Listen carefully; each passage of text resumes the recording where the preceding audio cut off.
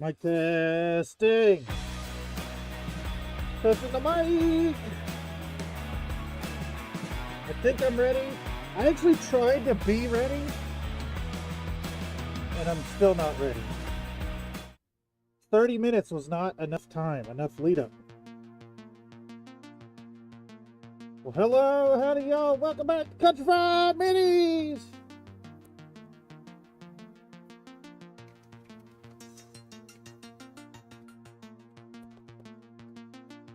It is impossibly hot in here, once again, always.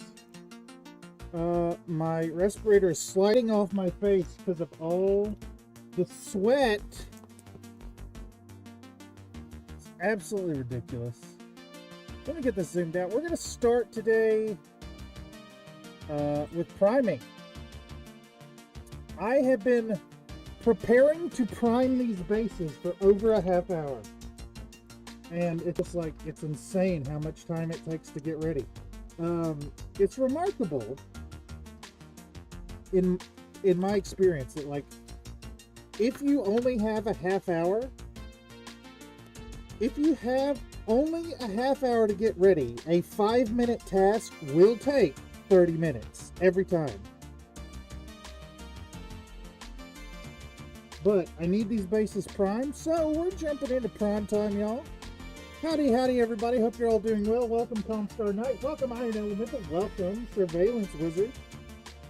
We got to prime some bases before we get rolling, but I did clean the airbrush. I say that, and I hope it actually sprays.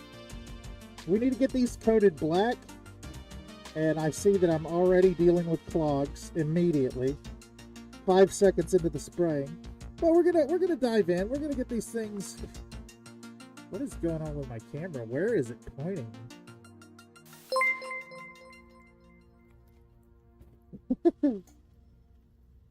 Oh yeah, sweat for us. So thick. Iron Elemental donated a $11.21 super chat. Ooh yeah, sweat for us on camera, smiling face. Smiling face. Thank you so much for the generous donation, Mr. Iron Elemental. Yes, I am sweating profusely under this mask. I have both windows open, and the box fan is pointed right at me, and it is still quite hot. Yeah. So I will be sweating for y'all today. It is always hot in my apartment. And it's remarkable because, well, come to find out, all this time that I'm bitching about the temperature, it's actually like cold outside. Just my apartment specifically stays unreasonably warm all day. I have a southern facing apartment, so it bakes in the sun. And well, I mentioned before, I don't have air conditioning. In fact, San Francisco is so historically cold that there's not only one but 2 radiators in this apartment, and the valves are closed. They're evaporated heat radiators. The valves are closed from the wall, but they still radiate heat through the pipes.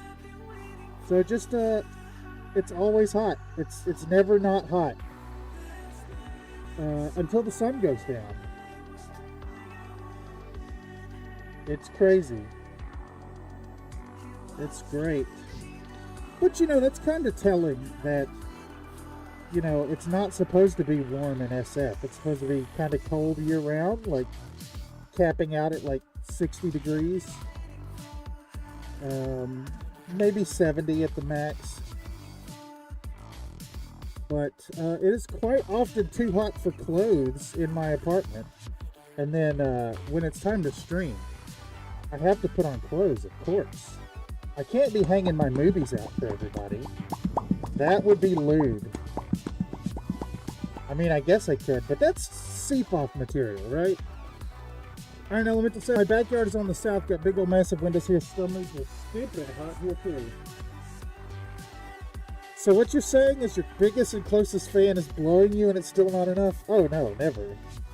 I am a complainer and a hater. I will complain to my dying breath. It's 15 to 20 degrees cooler here than usual out on the East Coast. Interesting. It's, I bitch about the heat a lot, but, it's not hot like it was back in Tennessee when I still lived there. You're talking like, what, 100-degree summers with 80% plus humidity. Always a fun time. It's kind of remarkable, actually. Anytime that I've gone back east for a visit and I'm like mentally prepared for the heat, I've enjoyed it. Put on your shorts and sandals. Nice breezy Hawaiian shirt. Accept the fact that you're going to be in a sheen of sweat all day. Maybe that's what I ought to do here. Just accept the heat and mentally prepare for it. Iron Elemental says, I almost always have my curtains closed to keep the sun out and not disturb the neighborhood with my floppy moves. I mean, I don't know. Sometimes you gotta shake it. I know my neighbors get an eyeful every time I open or close that window, because I have to pull up the curtains, and who could be asked to put a shirt on? That's ridiculous. You're not going to make me wear clothes in my own home. Oh, wait. That's exactly what the stream does. Anyhow, I apologize to y'all that once again I am priming, but let's blast through these really quick and we can get dug in to the actual painting. I mean, honestly, I think even doing this primetime stuff here is an improvement over the norm. I'm actually getting work done as soon as the stream opened up. Instead of, 20 minutes of technical difficulties. Okay, I think 2 coats will be sufficient. We're going to re-rim them anyways with black at the very end.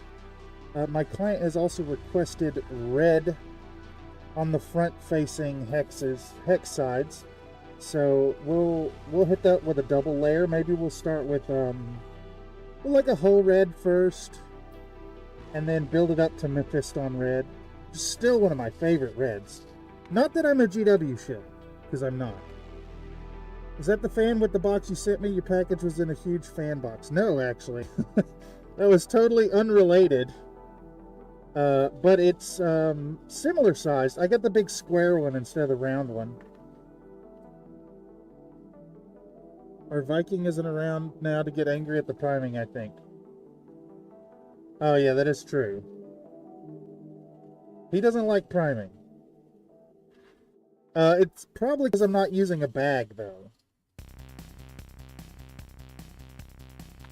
Oh, come on now. Alright. But we're almost done here, and then I can start in on these mechs proper. We have some actual detail work planned tonight. Holy shit, I didn't put enough for one base.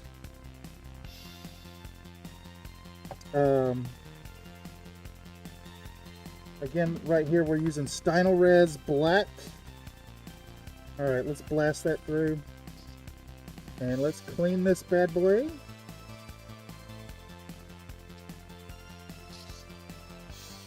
Might try not have that in frame for y'all to see the cleaning.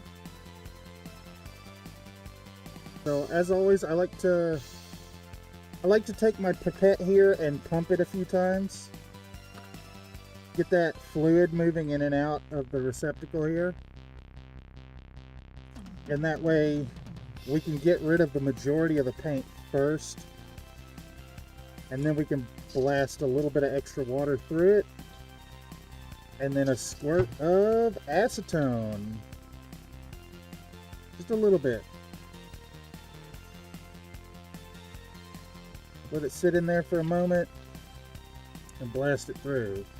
Cat. Oh, we're almost in triple-digit cats. Ah, yes, Popcat indeed. I do like the Popcat. Popcat, my favorite.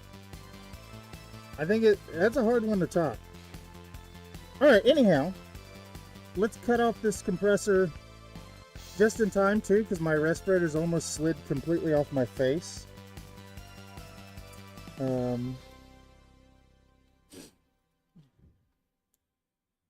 Alright, I need a paper towel.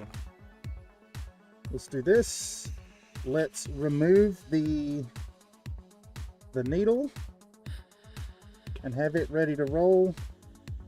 And we can set to regular actual painting. Alrighty.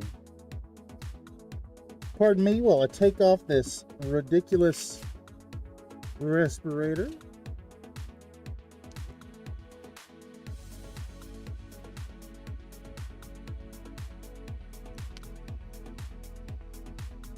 It's really, it's warm in here. It's really warm in here. All right. Let's get this under control first, so it's not in my face.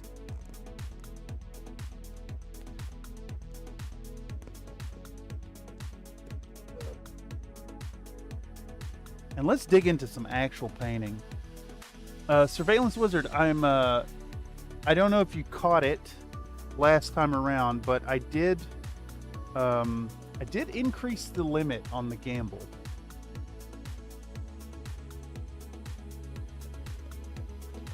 Get all the condensed breath out of my nose here. There's black paint. There's black paint on that nose blow cloth there. Okay. Now, can we gather our scattered thoughts here and make some room for this stuff and actually start a painting? And I think the answer is yes. Let's grab this.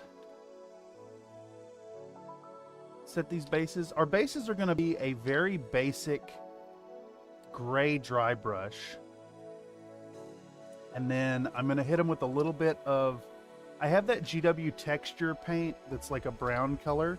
We're going to put some little like dirt patches, and then I'll do some in scale little tufts of grass. It's supposed to be like a mountainous, arid kind of, like the mountains in Arizona type situation. Those of you in the U.S. have done traveling. Edging. Hello, Mr. Millennium Model Mayhem. We are indeed edging tonight. And I was thinking that I could do these guys with just a dry brush, but I think because we have just these two very clear colors here, that we'll just do some brush edge highlighting and try to work quickly and kind of concentrate the highlights towards, you know, the center torso, the head, the tops of the arms. We'll do less on the bottom, and then when we base these guys, we'll pick a color of pastel. I got this set. It came in one of those Amazon return shops, so I know you can get something similar to this on Amazon for really cheap. But these pastels, I have all these fun colors to choose from, and we can take one of the grays and get like a nice stony, dusty color on them to accentuate the lower ends. We'll do a little bit of sponge chipping as well, and some nice cheap in-scale effects, and that's usually how I make it work for commissions. Nice time-saving systems that work really well. Come on, cat, let me type. The cat is not letting you type. Ah, yes. I like that I told you about the bigger gamble and you immediately lost coins. Yes, that is quite fun. Okay. Anyhow, let's dig in. And we're going to start with, well, normally I'd say rehydrating the wet palette, but it looks like I left the lid on it. And it's not as funky as I thought it was going to be. I really need to, like, seriously disinfect this thing, I think, at this point. I do have some Cavicide, and I think Cavicide will do the trick. to cleaning it out really well. But I can't quite bring myself to retire the sponge yet. So I may need to experiment with soaking it in some antifungal chemicals and see if it destroys it first. Oh, yeah, a nice mecha does. Yeah, your wet pellet makes me feel less bad about my current sponge. Oh yeah.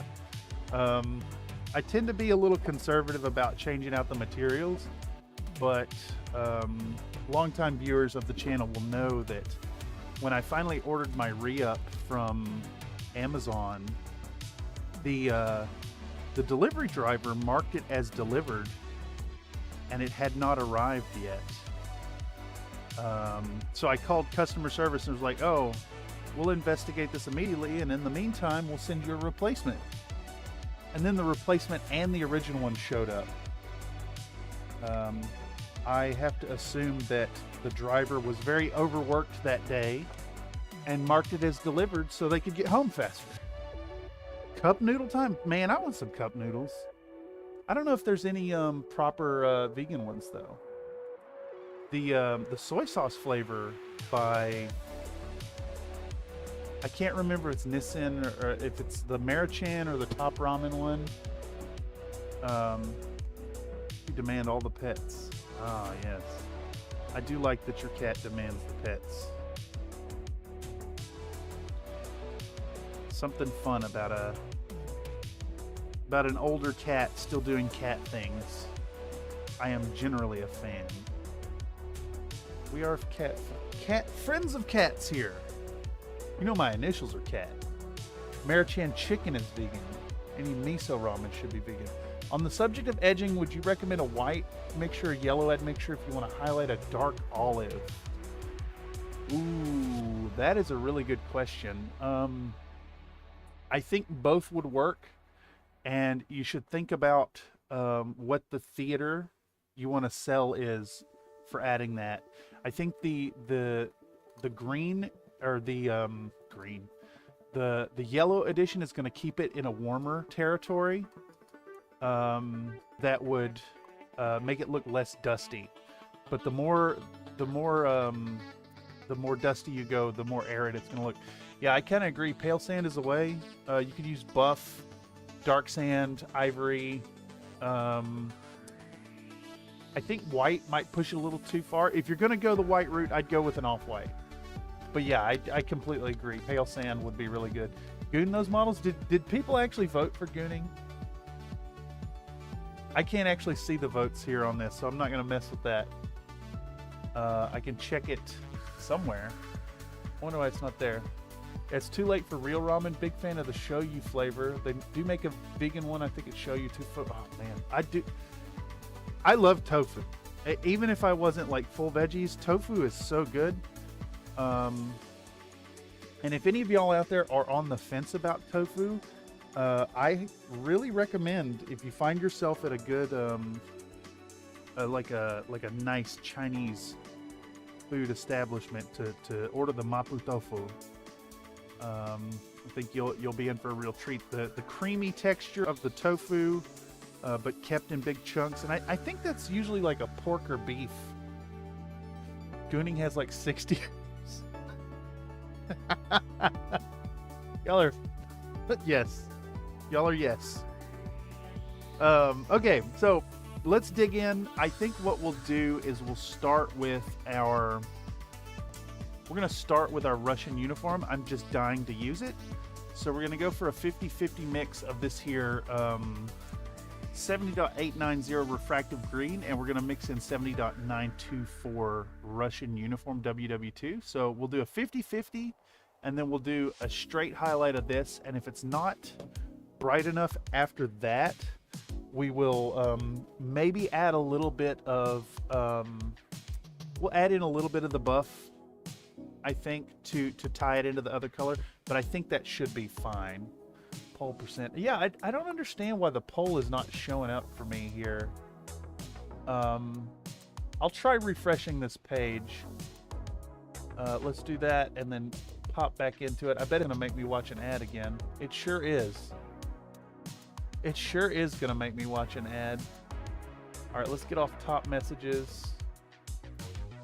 Violating terms of service in the poll as one should. Yes, always. I don't know where the gooning thing came from, but it has spread through the community like wildfire.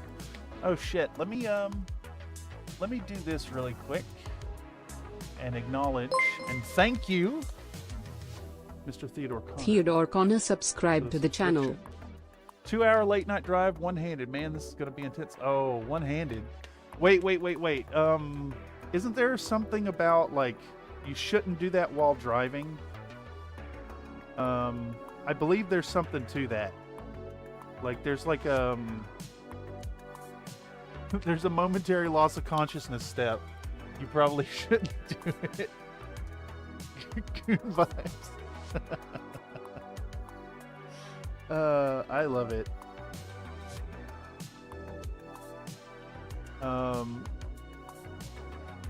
Also, mention out to friend of the channel Peganeko, who is currently streaming alongside Mishmash. They are painting up some core, and I think we may be jumping on the core train here as well. Here soon for the next streamed content after this. Maybe finish Armadillo first.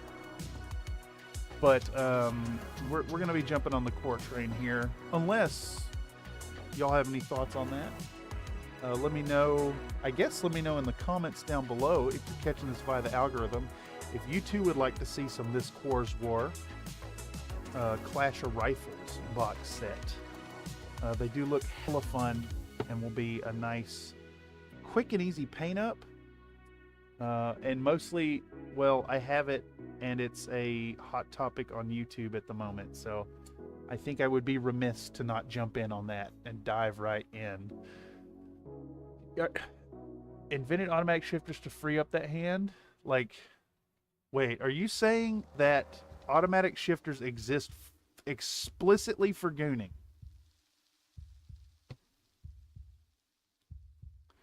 I guess, how else are you meant to pass the long hours on American highways? If not, gooning sessions. Yes. God. Oh my god. The gooning. Oh, we gotta... Okay, so we'll do the core. And it'll be a content about painting up goon squads. And we'll beat the gooning joke to death until it is dead and gone on the channel. That sounds really fun. Keep an eye out for that. Mid-September. We'll start on that the back end of the middle of September, I think. Only one important stick to wiggle around while driving. I don't know about the wiggling. I think pumping is maybe the motion more so than wiggling.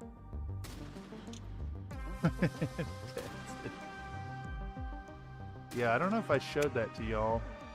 It is not an easy reach at the moment, but yeah, I have a kind and anonymous donor sent me the Clash of Rifles box set. So I think I'm kind of obliged to paint it up too. Message retracted.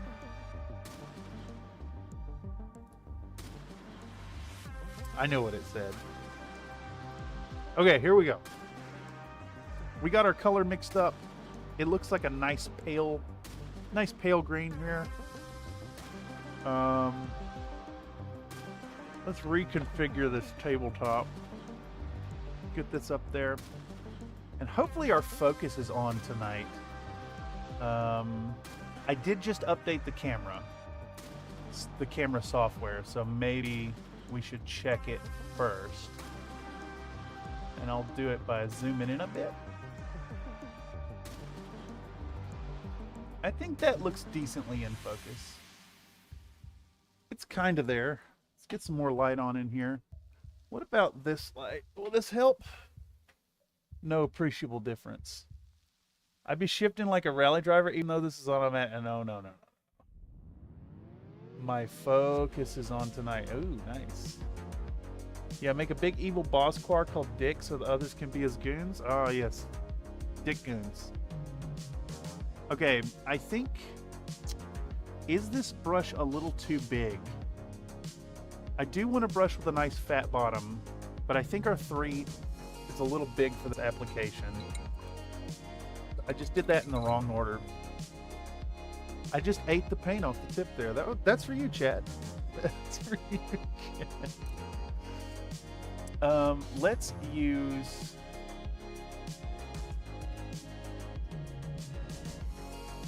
I need a nice sharp brush without a frayed tip. I think I need to order some new brushes. Don't I have that Vallejo brush somewhere? What I did. Yeah. Let's use this Vallejo 1. And I think that's got enough of a belly to hold some paint. Let's see. That tip still looks pretty sharp. It's starting to curl a little bit. Snack time. I don't have snacks, but I do have coffee. Thanks for eating paint so we don't have to, yes. There's a gooning joke about Wolf's Dragoons somewhere, but my brain is too tired. Yeah, I like the rhyming there. Wolf Dragoon Goons. Nathan over here acting like he's Ken Block. I don't know who Ken Block is. Is that a rally driver? As per the joke. Alright, let's dig in. We're just going to hit these edges. We're going to hit everywhere that's appropriate for the refractive green. And I think what we can do here is kind of do an all-over approach to this and hit any edge that's in the green. You too can do this if you're an inexperienced painter. Just kind of use the side of your brush, not the very tippy tip, but the side of the brush, and you know, you'll know where the stuff goes. It's on the sharp points and upward facing edges. You don't have to GW it and get every edge, but oh jeez, I do want to take a moment to affirm to folks out there, if you're not an experienced painter, that it is way easier than content online would have you believe. It just takes practice. You got to learn your brush control and all that, but experience will quickly teach you all that fun stuff. I actually think we maybe need to hit some of these with refractive green first. No. If I was doing this for more display quality piece, I think we'd do that. We'd rebuild that base tone, but this is for a commission, so we need to save time as much as possible. Let's get dug in a bit. Ooh, Borgir. Borgir.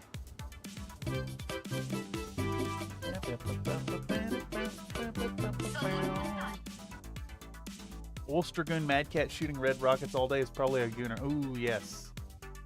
Yes. That is correct. All right. So we're just. Well, you want to woo woo? It's that woo woo. You know what I'm saying? Some neighbors are saying way too loud. That's only in the morning. You supposed to be up cooking breakfast or somebody, and so that's like an alarm clock. So fucking disrespectful, dude. I love it. That's only in the mornings. I think it's always too loud. Dude, imagine. Look, y'all hear how much I bitch about the damn motorcycles. Can you imagine if whistle tips were still a thing? You'd never hear the end of it from me.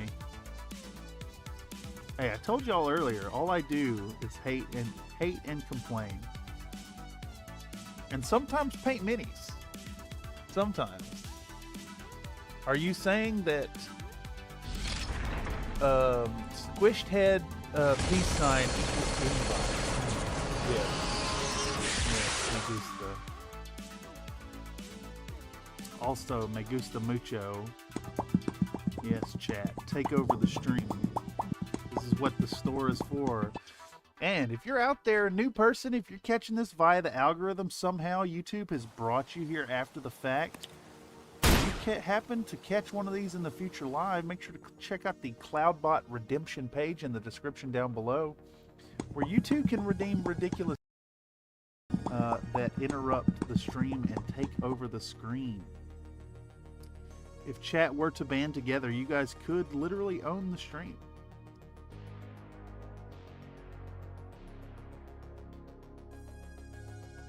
I await the day. I eagerly await the day that chat hijacks the entire thing.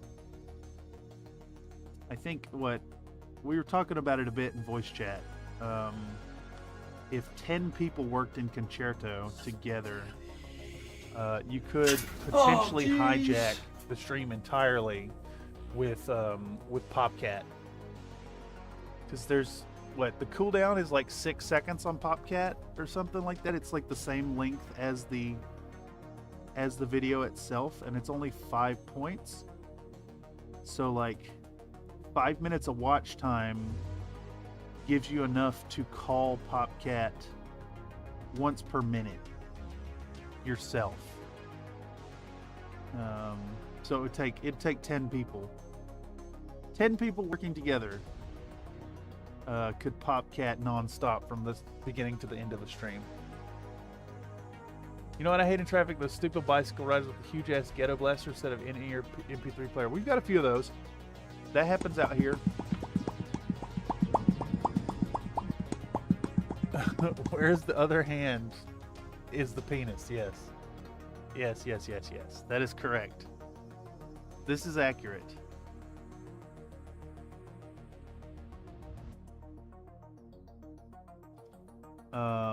Too good. Still not sure. I think we might go back in and paint the jump jets a blue color on these mechs. Do y'all know offhand if these are jump jets on the Thunderbolt? Is the Thunderbolt 5S standard variant, is that a jumping chassis? I guess I could look it up. But I'm in a flow state. Don't want to distract myself. Okay, we've made it mostly around this mech. Just gonna keep blasting these edges very swiftly. Hit it quick, move on.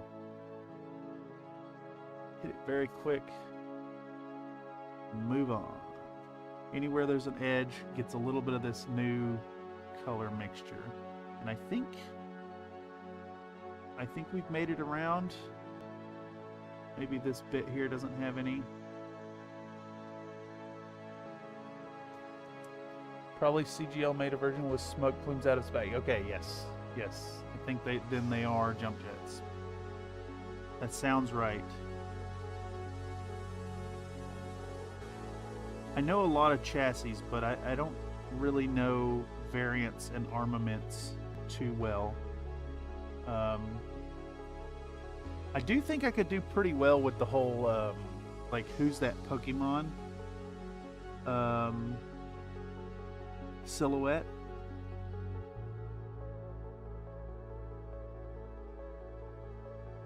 Could be a fun segment, too, on the videos. You guys think you'd like that? A, who's that? Battle Mech! But, like, try to get a similar voice to the Pokemon thing.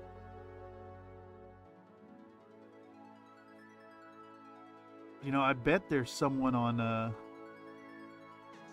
Fiverr probably sells group line reading.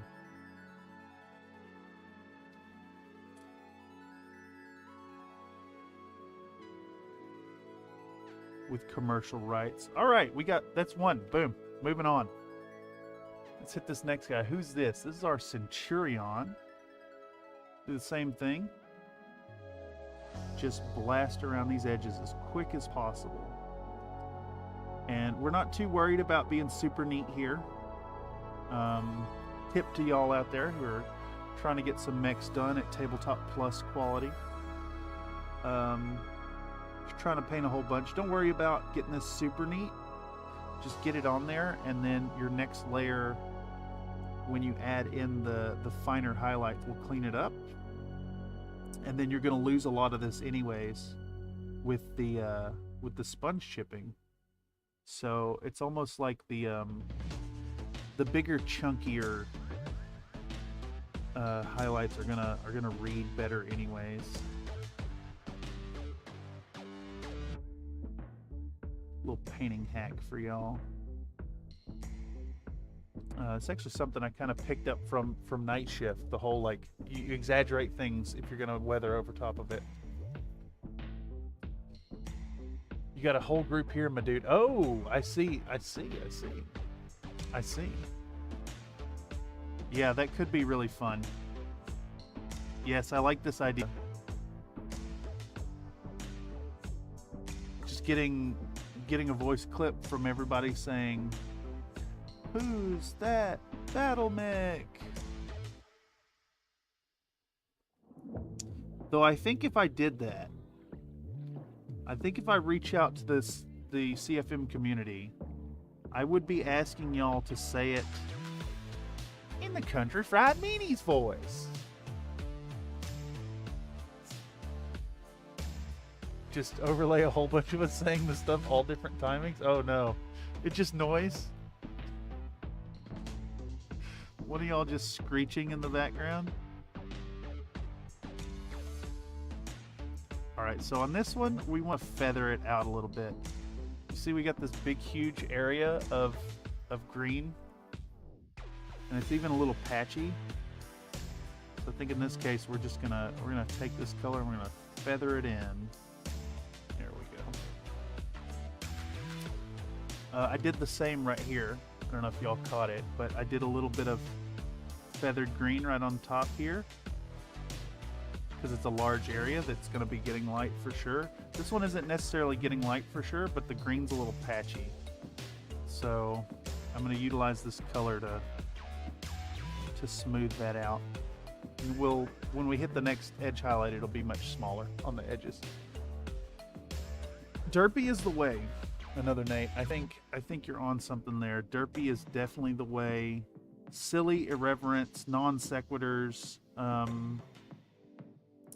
We're also kind of opening the door a little bit to dark. Maybe not even like dark humor, but like unnerving stuff. Like the glitch art. The glitch scenes with the Manite cackling. Stuff like that. Yeah. Definitely non sequiturs, though. That's the big thing. Silliness is a mantra. I think it makes for timeless stuff. I mean, how many annoying videos of people doing like really silly, dumb things exist out there on the web that have gotten millions of views?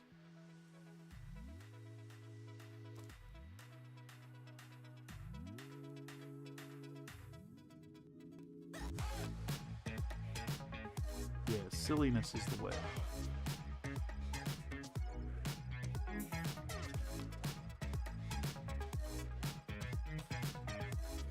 All right. Kind of flying along here.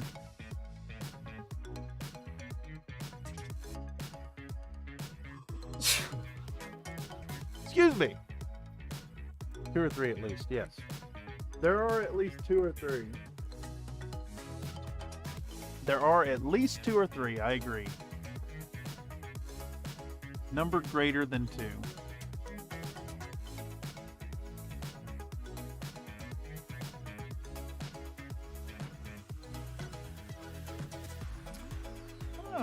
I am definitely of the opinion that dumb things for the sake of being dumb things are kind of timeless. like a, you know, like a fart joke or saying nuh-uh to somebody.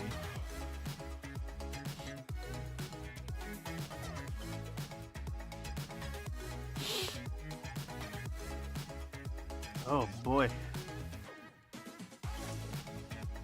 I'm having an allergy attack, you know.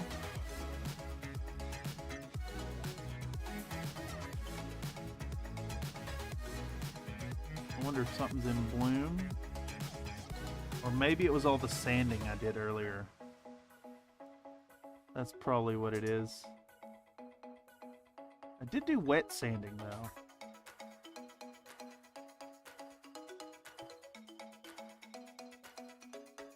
I think wet sanding still leaves enough particulate in the air to get you all sneezy. Alright. I think our Centurion's almost done here. We can move on to the next boy.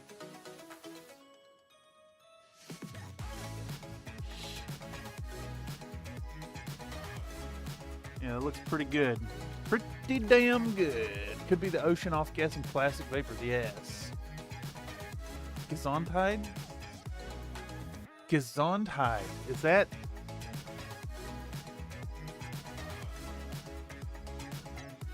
Gesundheit. Is that your Dutch version of Gesundheit?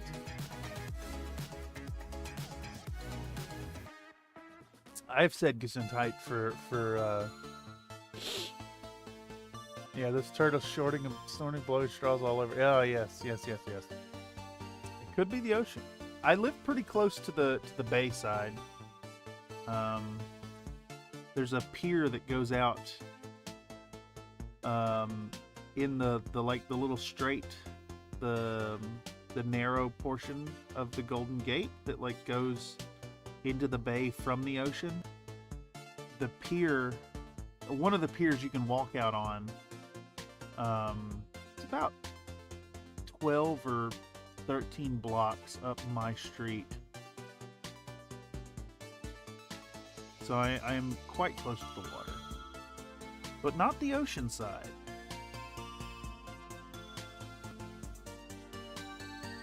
And even though it's kind of like the same body of water, it's not really, you know?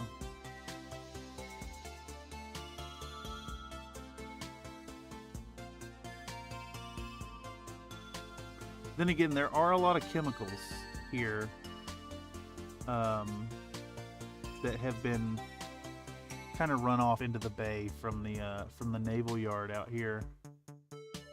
Hunter's Point is known for being like a disaster site from all the chemicals. It's awesome. We also have a lot of container ships coming through. Yep, that Dutch. Okay, yeah. Oh, yes. What did it say? Gesundheit, for your, you know, Hondenwohl.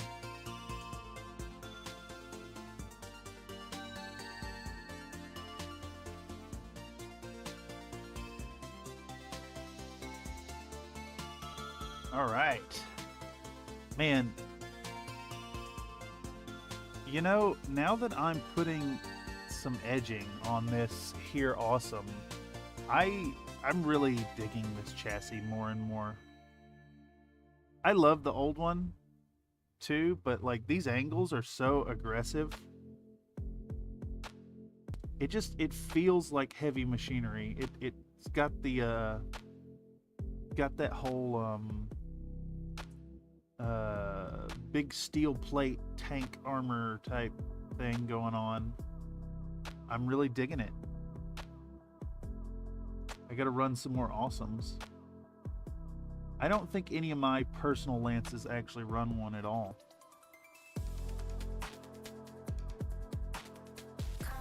Oh. It's that song about gooning.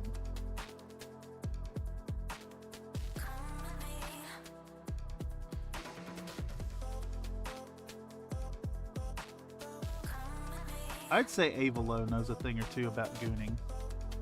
Maybe edging. She more a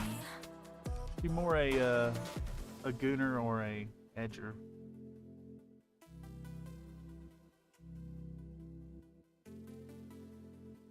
I think gooning.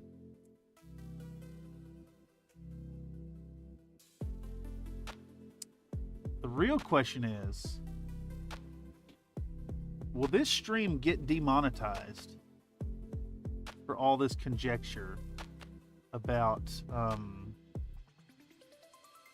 you know, fluids and the release thereof? Whether it's a lot or a delayed thing, you know?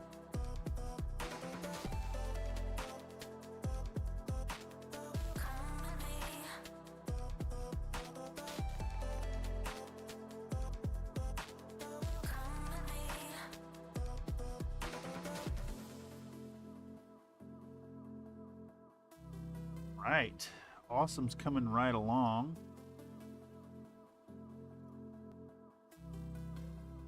Awesome's coming along.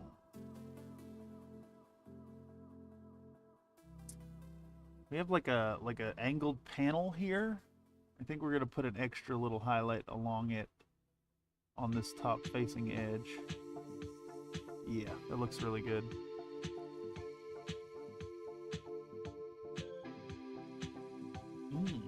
How about some Ingrid Witt following up the Ava Low? I like it. Excellent rotation tonight.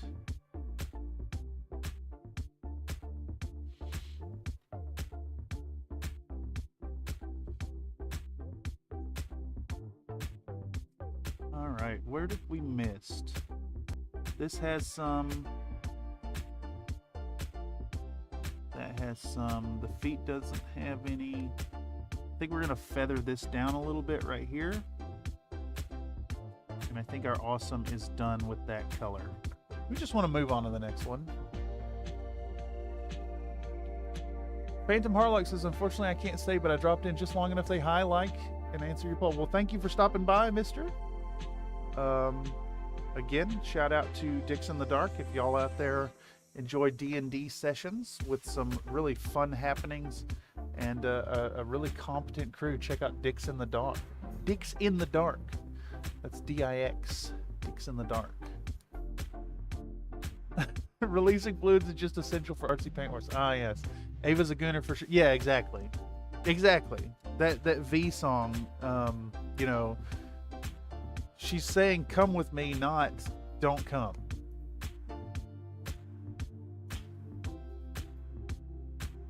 All right, let's mix this paint. It's separating out a bit. We'll move on to the next one. Who's next? I think our Black Knight is next. Let's do this here.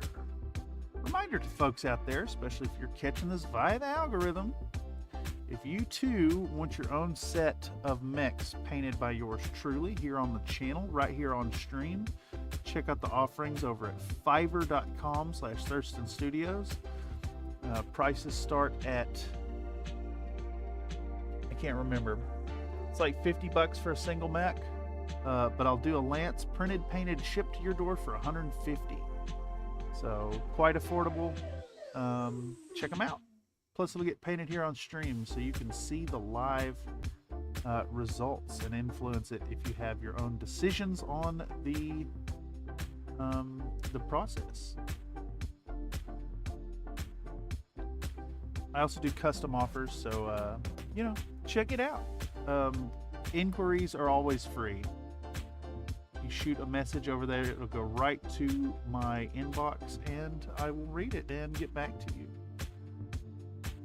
I can work with nearly any budget, and won't lead you astray. Check it out. It's fiverr.com/Thurston Studios.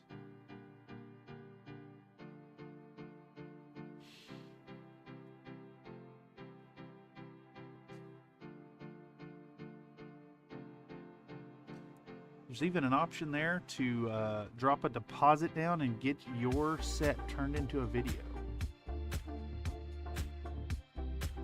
here on the channel. Gooners ain't living on the edge. Tyler says, "Stop saying Goonie." No, no, no, no, no. We're checking it out. We're seeing if it's gonna get demonetized tonight. Another Nate says, Ingrid, she's an edge girl. She gets there on occasion, but a lot of the time she doesn't. Oh yeah, exactly. She needs you to learn edging to help her out. And by learning those edging techniques, you're helping yourself out. I mean, just look at the mechs once you hit them with a nice edge highlight, right? Like, they start to pop. You really get that je ne sais quoi. All right. We're just looking for the sharp points, and we're going to rub on it a little bit, kind of using the side of our tool. Not point down, then you'll make a sloppy mess. And you want to kind of be targeted about where these streaks are going. I mean, I'm almost on the tip, but it's like the side of the tip.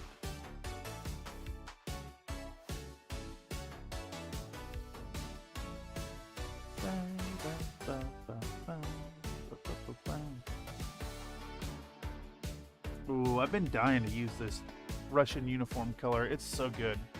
It's like a pale, desaturated version of that refractive green.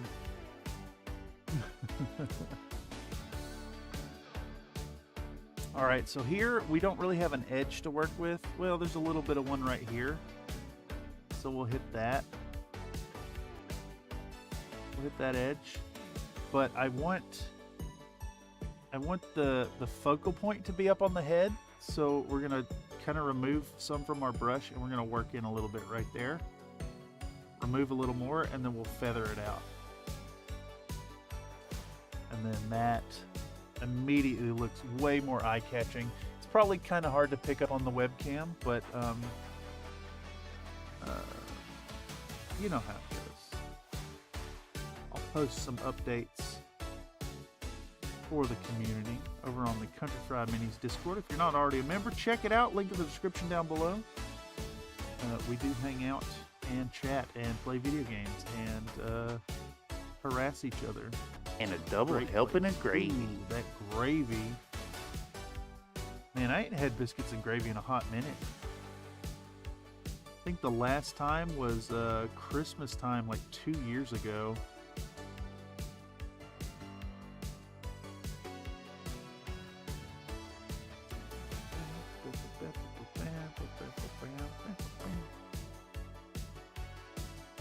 Uh-oh.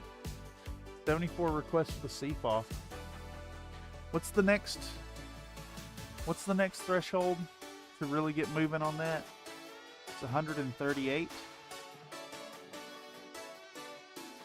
An update on that, by the way, to the community.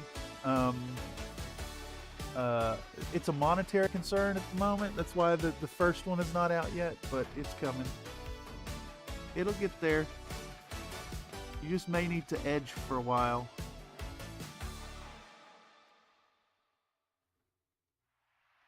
I want the highest quality. So, you know, no selfie shots in the bathroom, if you get what I'm saying.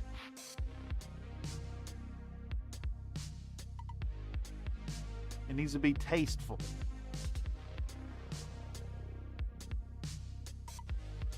Because I think whatever we do is going to be a product on the web store.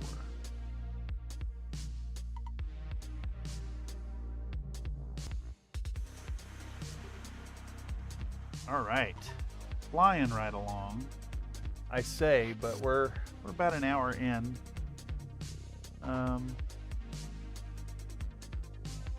We'll see how things are going. I keep thinking about doing these as long streams so we can actually get some work done. With the rate this project is going, we either need to make this a long stream tonight, or I will continue painting and hanging out in the Discord afterwards. There are 12 of them.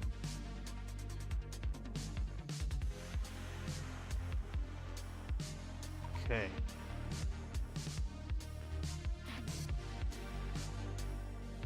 Alright, a little bit of edge work here and there. Anywhere we got raised edges, anywhere we have sharp points, I'm going to put a little bit of this color on. I did say earlier that we were going to focus like the upward facing edges, but I think on these stripes, since we're not building back up the refractive green after the ink wash, we're just going to hit all the edges. Anywhere there's a clear edge, we'll run this paintbrush along it, pick them out. And then the next layer will be a little more targeted, a little more reserved. I think that's just about done it. Let's get these arms.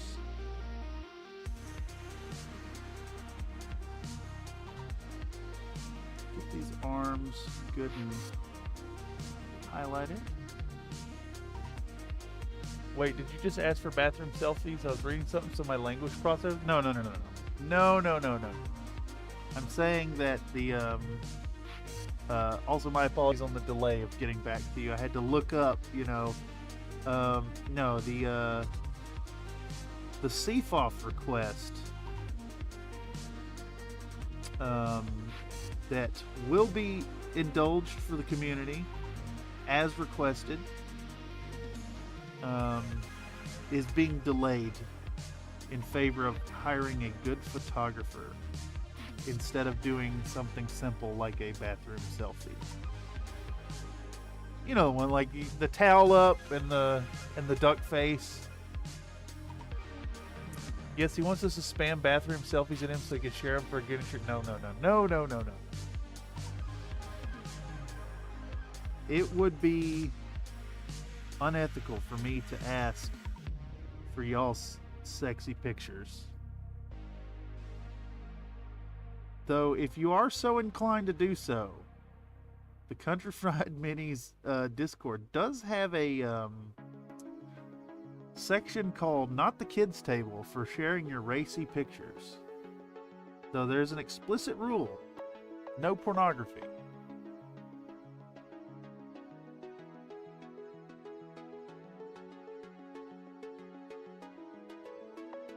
It ain't that kind of sharing space. But if you do have some like pinup models that you've painted or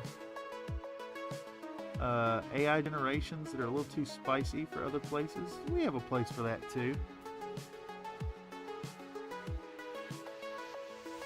You know, just in case any of you out there catching this via the algorithm or on the fence about joining the Discord, come on by. We got a little bit of everything for everybody. Oh, you were the one taking bathroom selfies. No, shelfies. Yes. Is there a whole like subgenre for photography for that? Like hanging new shelves in the bathroom and then posting shelfies?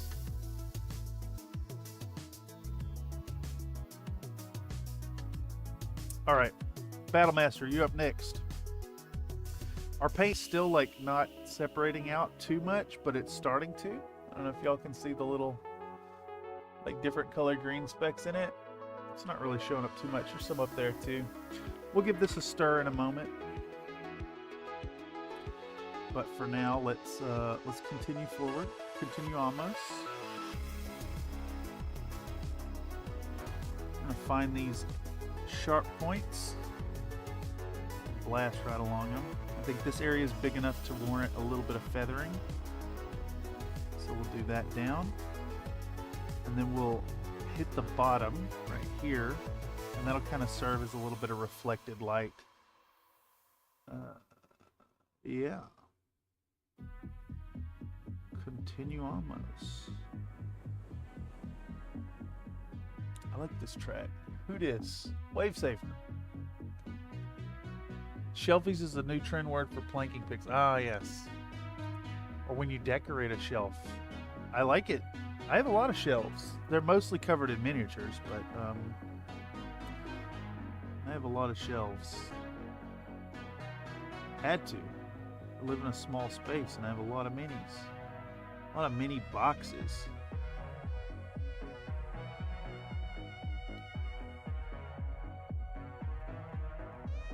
It's almost like the decorative aesthetic in my home now.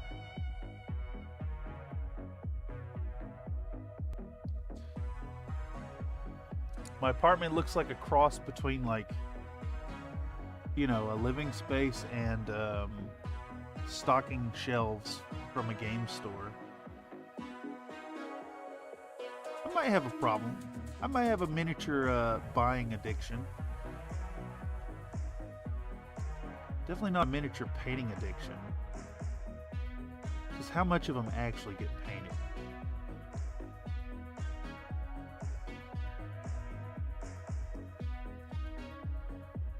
We've already painted that. Let's do the pelvis.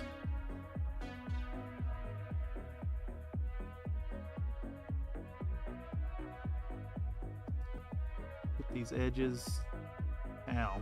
Anywhere there's a sharp edge, get in the color indiscriminately. And if it's a really big splotch, we'll feather it. Boobs? B-E-W-Bs? Wait, have I missed something? Is that in reference to the Not the Kids table? I mean, yeah, that's if you got something hobby related that needs that kind of tag, that's the place. There have been some really fun pinup submissions from the community, to be fair. I want to see them. Let me see your pinups.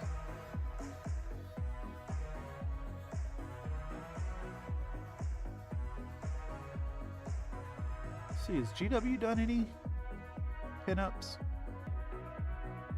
since the, like, 2003 Demonettes? Or have they strayed away from that entirely?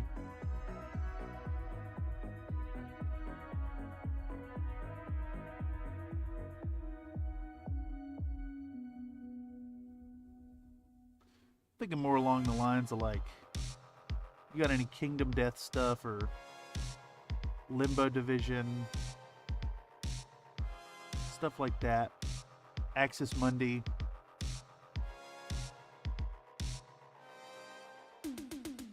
That's all for the Not the Kids table. No, I just popped in the stream and said boobs. Ah, yes. Yes. It is unsolicited and non-sector, which is exactly what CFM's all about. Also, welcome, Sleep. Artisan Guild does a pinup with each of their monthly release. Nice. I've seen some Artisan Guild stuff. It's really nice. Haven't painted any yet. Though I think I gotta, like, pick my I gotta pick pinups kind of carefully if I'm gonna release more for the channel. They are potentially, like, not okay. Some of the ones I have, like a lot of the Limbo Division stuff, yeah, that's just smut. You really can't. I can't see getting away with it on YouTube.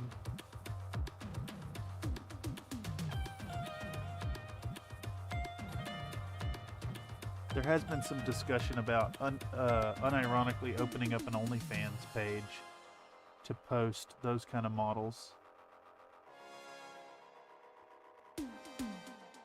Though honestly, I find it really hard to sit down, to wrap my mind around sitting down and spending dozens of hours on a model and making a video and then not posting it to YouTube. So we'll see. We shall see.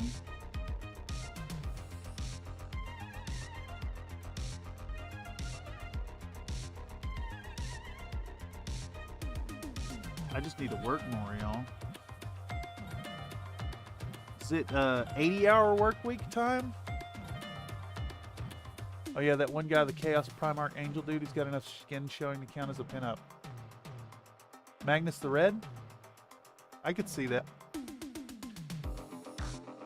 He does kind of count as a pinup, doesn't he?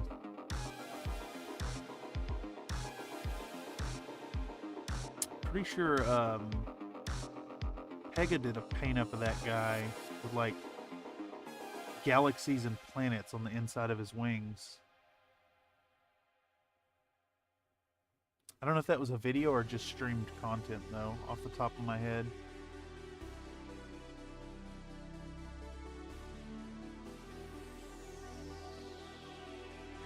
Alright, we're almost done with the Battle Master, and we can move on to the next one. We're sitting at time-wise. This is slow going, unfortunately, once again. But I guess it goes to show like how much time is actually involved with painting a company.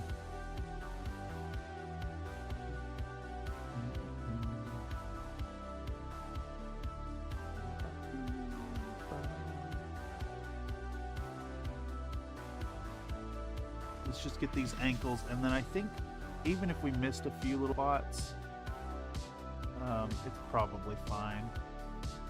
Or except the top of this head, this really's got to get highlighted up. There we go.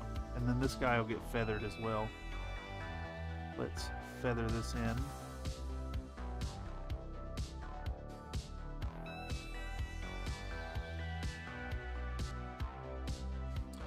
So how about a second line right here? And towards the front, and then more feathering. There we go. Let's get these ankles. And the toesies. And it's a shame too, because like we're gonna cover over a lot of this stuff. Unfortunately, with all the weathering that we'll be doing, we could maybe do a little bit reserved on our chipping, but like I don't know how well that reads here on the video, but like the contrast that gets developed between this color into the shade into the highlight, it's just wild. Oh my god. So thick. Iron Elemental donated a $11.21 super chat. Ik Gami toch en potje in slaap vallen man. Snurken als en varken die en bos bomen omzat met en kettingzaag en daarna op en Harley Vagride. Harley Vagride. Ik ga me toch in potje in slaap vallen man. Snurken als in varken die en bos bomen omzat met in kettingzaag en daarna op in Harley Vagride. Yes. Exactly. My thoughts on it exactly.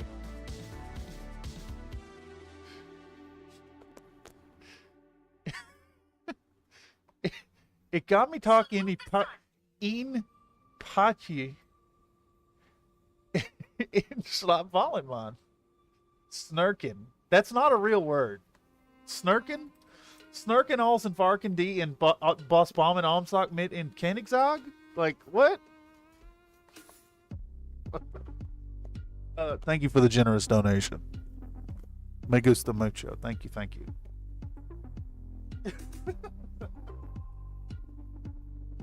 Snarkin alls in, barking in, D in Boss Bomb and Arms Mid in Kenigzog in Dharma Op and Harley Wake Ride.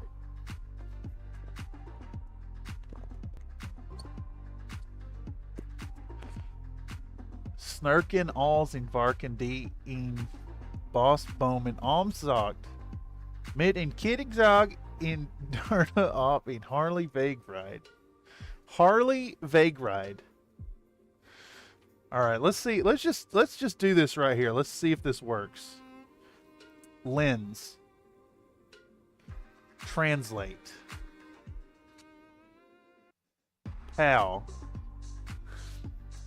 I'm gonna fall asleep, man. Snore like a pig who saws down a forest of trees with a chainsaw and then rides away on a Harley.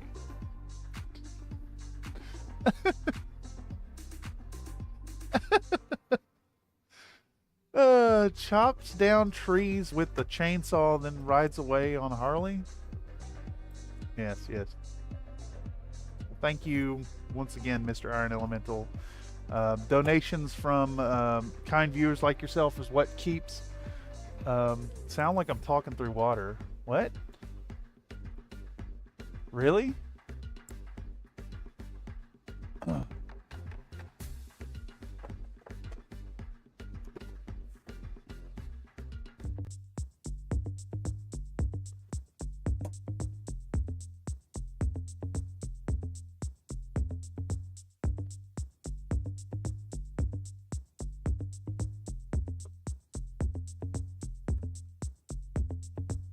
Holy shit.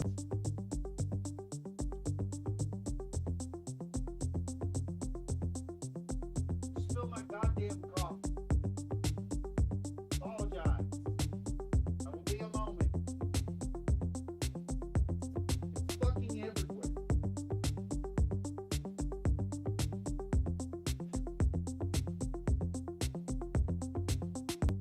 How do you spill a fucking mug on the coaster, on the deck? I don't understand it. I don't fucking understand it. Jesus fucking Christ. Directly on the models, too. Like right on it. Like, it couldn't have been more perfectly on the fucking model.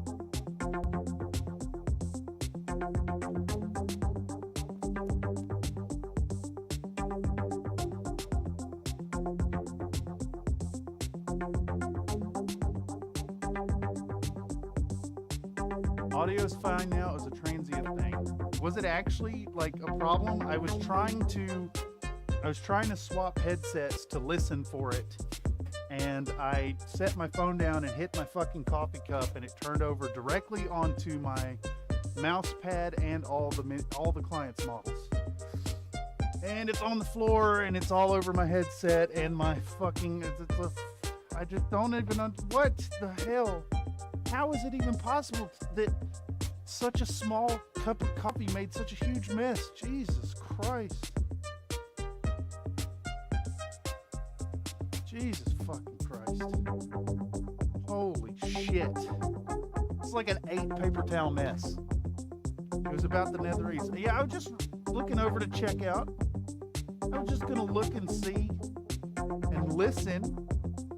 And I guess,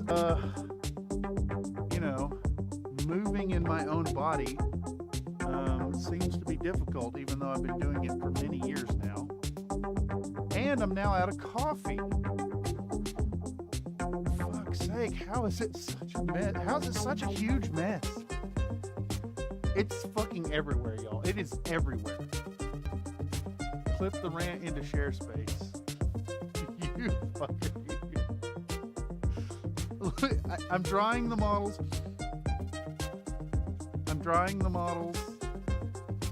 I'm cleaning the desk. Holy shit. Yeah, my gigantic Galaxy Note 9. The bottom of my phone caught the top of this coffee in such a like perfect fashion. It tipped it, and like the coffee cup didn't fall down or anything, but it poured the coffee directly, like it hit the models first. It hit the coffee first. It hit the models first, and then like these aren't even. I can't even clean these. Like, how do you clean these? It's like in all the crevices, like a fucking wash. Imagine you did a dip wash on your models with coffee. So I've got out the airbrush and I'm gonna try to blow dry these real quick. Fucking insane.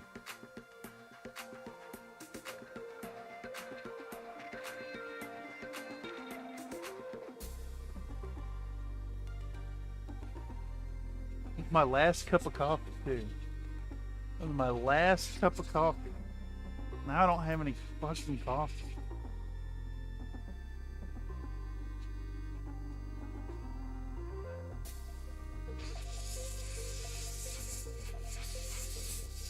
Holy moly. Also, welcome, Quaisot's Chatterrock. Welcome to the stream.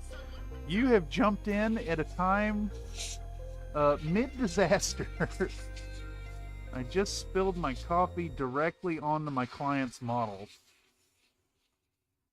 while trying to sort out a audio issue. Airbrush clean water all over them. I'm not sure if... I'm a little worried about that, like potentially reactivating the washes.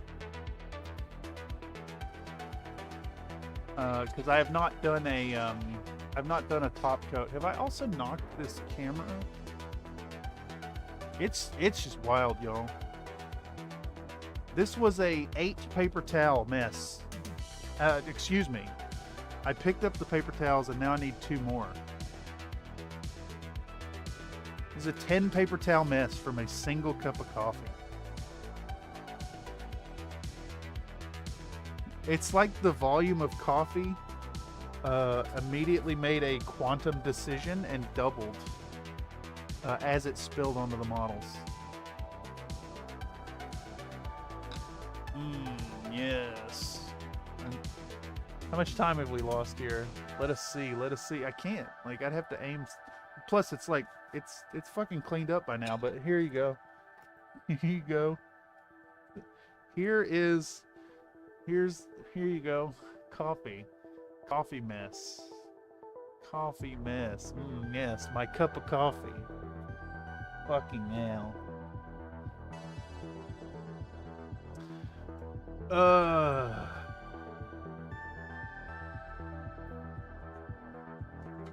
Alright, let's see if we can get this last one clean. Luckily, I don't do like a really sugary coffee, so I don't think it's going to cause any problems. Shouldn't have any like stickiness, or shouldn't be any staining either now that I've got them cleaned off. Okay, that was fucking wild, dude.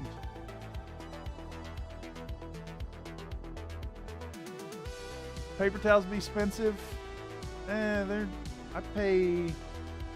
get these off-brand Jubilee ones. It's about half of the roll now. I get about $3. Not too bad. It's one of the few products downstairs at the little grocery bodega beneath me that has reasonable prices. They upcharge a lot of things. And I've been noticing price increases just like very regularly down there. Like, longtime viewers of the channel know I drink those Crystal Geyser bubble waters, and I've really been enjoying that they're $1.59 downstairs. Always. And I went to buy some yesterday, and they marked them up to $2.59.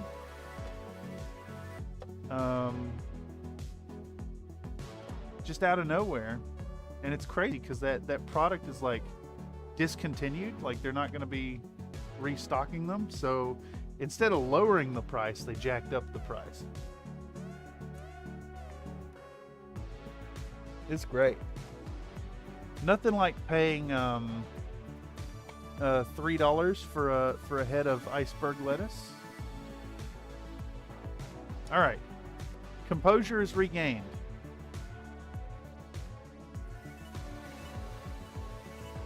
I like the strategy there of just turning off the camera. Use your airbrush to blow off the... Yes. Did I bump the camera when I fucking jumped up? Is it still in focus? Oh my god, my mouse pad is soaking wet. Disgusting. Gross. Alright. Fucking A, it's just like soaked.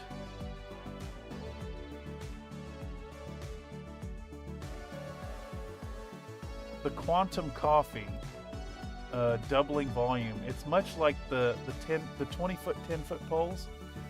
What's going on here with the camera? It's got like a haze to it now. Has something happened? Something happened here. No? Okay. It looks about where it was. Anyhow, let's back to it. We're an hour and a half in. We're about halfway. You spill your coffee onto the camera lens? No, but like, it looks weird. Okay. I think it's just doing something weird with the white balance.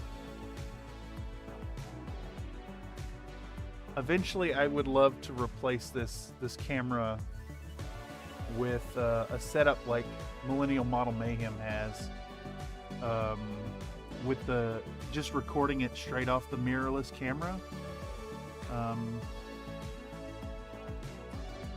Like, I think that would alleviate so much issues here on the painting table. I also think maybe switching to a cutting mat that does not have regular markings on it might go a long way in helping the autofocus. If y'all recall, during the Titania streams, what was that, last year? Around December last year, we put the plain color down to fight something. Although I think it was like the color balance on that. Damn, big win. Wait, where was that big win? 5,000. Holy moly.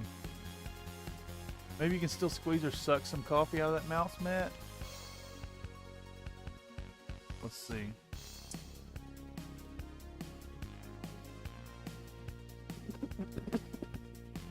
No, I can't. Ugh, ugh. Awful. Smash Bros, by the way. It's Smash Brothers mouse pad. God, that tastes really bad. Oh my God. Straight rubber and chemical. No, all I taste is the neoprene.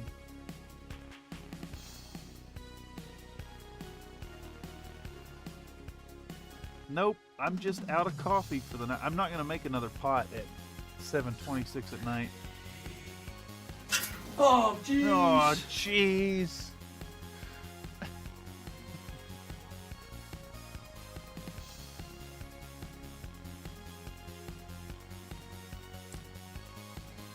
Oh, man. What other stream out there? You think anybody else, like on Twitch or YouTube, is sucking coffee out of a mouse pad on stream live?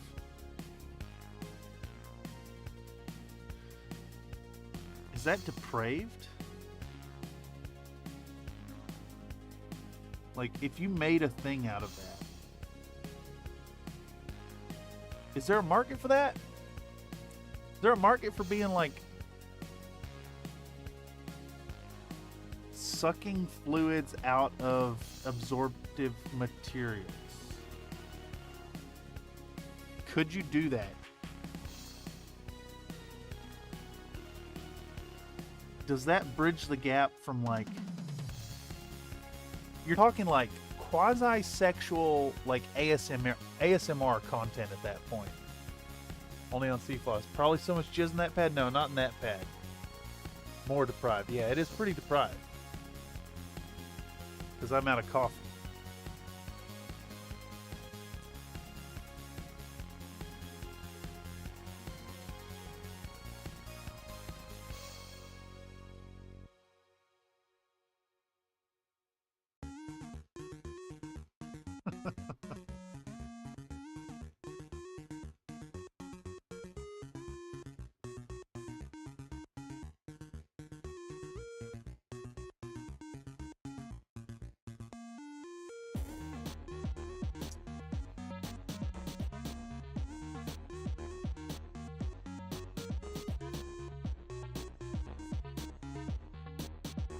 I'm sitting here thinking about actually trying to monetize sucking liquids out of absorptive materials over on the CFOF. Brush licking? Like very sensual brush licking? Yes. Could you take like, could you take the edible spray paint and like decant it in like big puddles of it and reduce it to like, you know, paint in a bottle type quality and lick them off brushes? Hey, big fella. Well, welcome, RFD Hobby. You missed a disaster not moments ago. I killed my cup of coffee right onto my client's mechs here. Also, hope you're doing well, mister. Been a minute. Been a minute since I heard from you. We're working on some mechs for a client right now. This is a my current commission over on Fiverr. It's fiverr.com/Thurston Studios for 12 mechs in a kind of like, I guess you'd call this like an alpine kind of camo pattern. This is the third day of working on them. Maybe the fourth day of it. It's been a minute. New video coming soon. Just moved into the house with walls and running water. It's pretty sweet. Fuck yes, dude. Absolutely bonkers. To hear that positivity after so much tribulation. If y'all out there don't know about RFD Hobby, make sure to go over and sub to the channel so you know when that new video drops. Highly recommend it. Let's see. How do we do? Why is that not? It's not trying to give you any points, is it? Redeem. I'm gonna redeem one of these.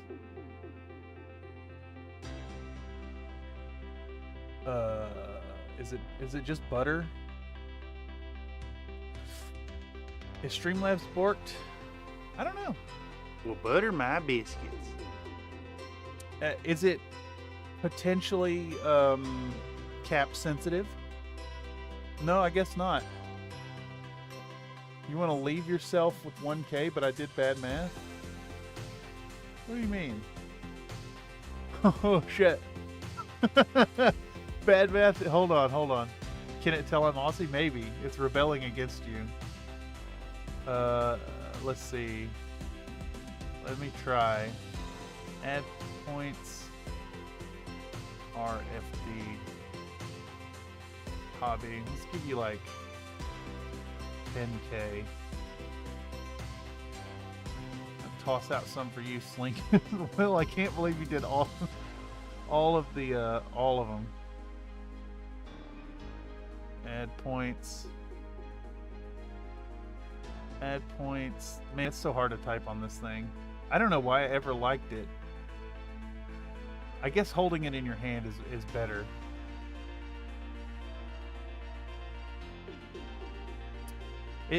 How about that, Nate? It worked when I did it there.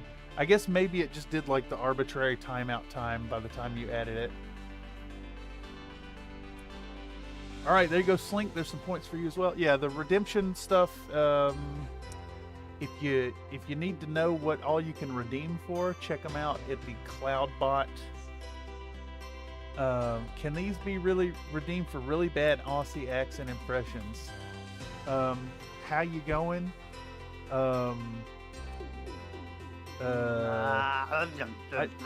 Give me a phrase. Give me a phrase, Mr. RFD. I'll give it a shot. I have no talent for an Aussie impression.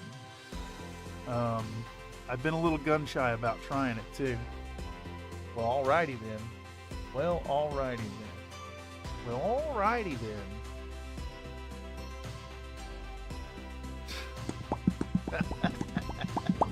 Damn, Slink is rich? No. I think rich is over $1 million. There is no limit on the gambling anymore either. Well, it's like 10 billion or something. We removed the gamble limit so that you can redeem the big numbers. There was the whole controversy about tech tried to redeem. It was either slots or gamble for $1 million, and it just didn't let him do it. Oh, If jeez. y'all recall. Oh, geez. That's not a knife. This is a knife. Yeah, it is kind of NOIF, isn't it? But I think that whole deal is like... Is it disrespectful to Australians? Like the very existence of Crocodile Dundee? And for that matter, is that film worth watching? I don't know if I've ever actually seen it.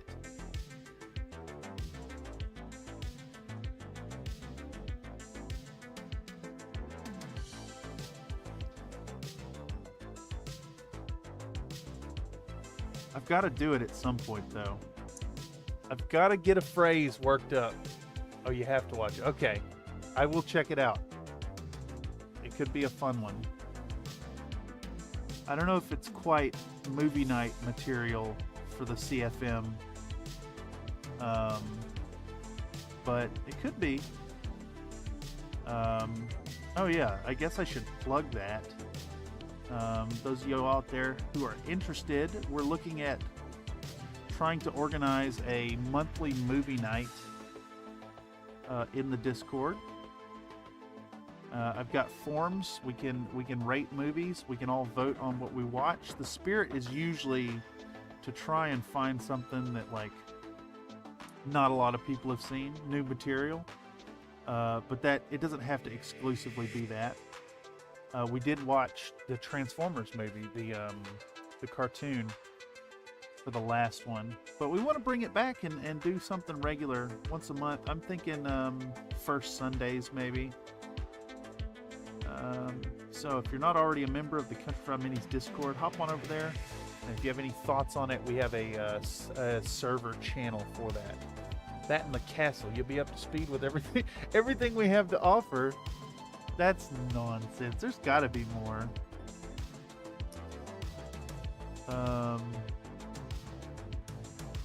What about... Oh, what's that? Priscilla, Queen of the Desert, maybe?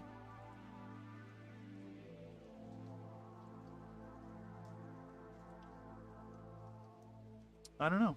You know, I think here in the U.S. we're pretty insulated from any Aussie culture.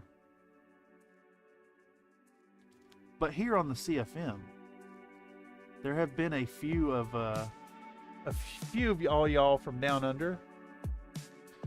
So we're slowly getting acquainted here.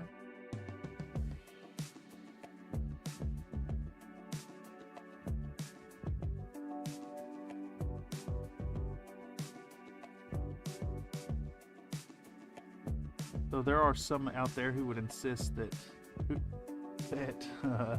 reality only exists in the northern hemisphere.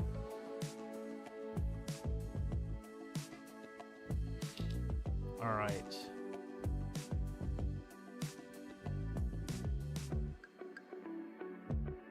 This is coming along rather slowly, but we are here. We are working.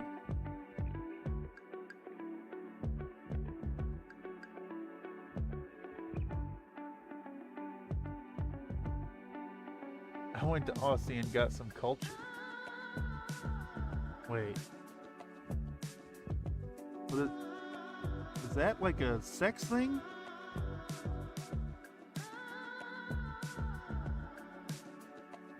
I don't know anymore. Ever since we opened the door here to pervy shenanigans.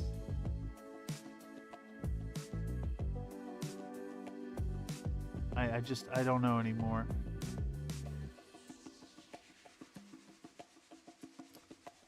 It's kind of funny when I speak to people about like what is Country Fried Minis. I give the whole like wholesome thing,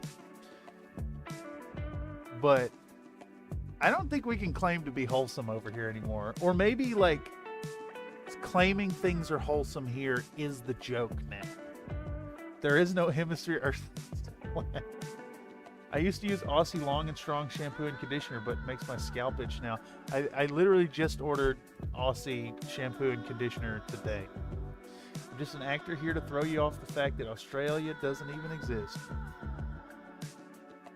Ah, yes. Yes. Why worry about it? It's not even real. No such thing as drop bears gonna kill your children. No, there's no box jellyfish in the waters. Never even heard of a huntsman.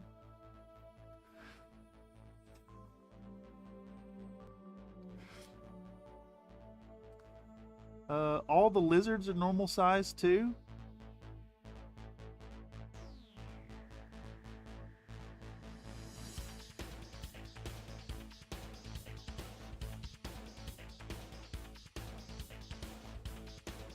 It is pretty badass that y'all have spiders the size of dinner plates.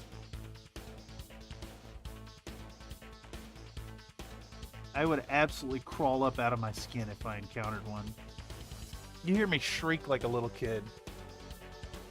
Wombats are cool though with their cube-shaped shits. Ah, yes. Spiders are made up, but a dingo did eat my baby. Well, dingoes aren't Australia's fault.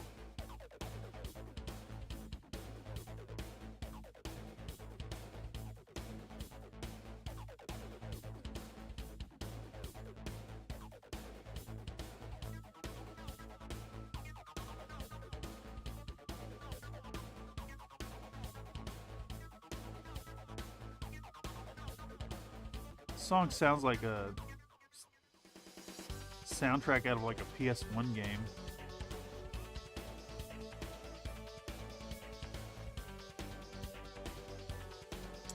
All right, I think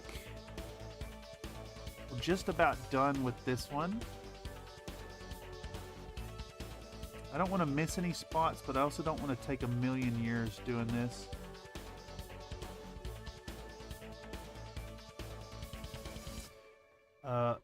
Fortunately, when we go back with the next layer, it'll be a lot faster. Okay. And again, I don't even think y'all can register on the webcam here the difference that it makes. But like in person here, I can really see the change. Some much improved contrast. Oh, I missed the whole side of him right here.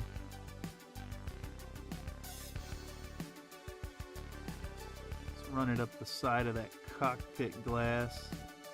Ooh, yeah.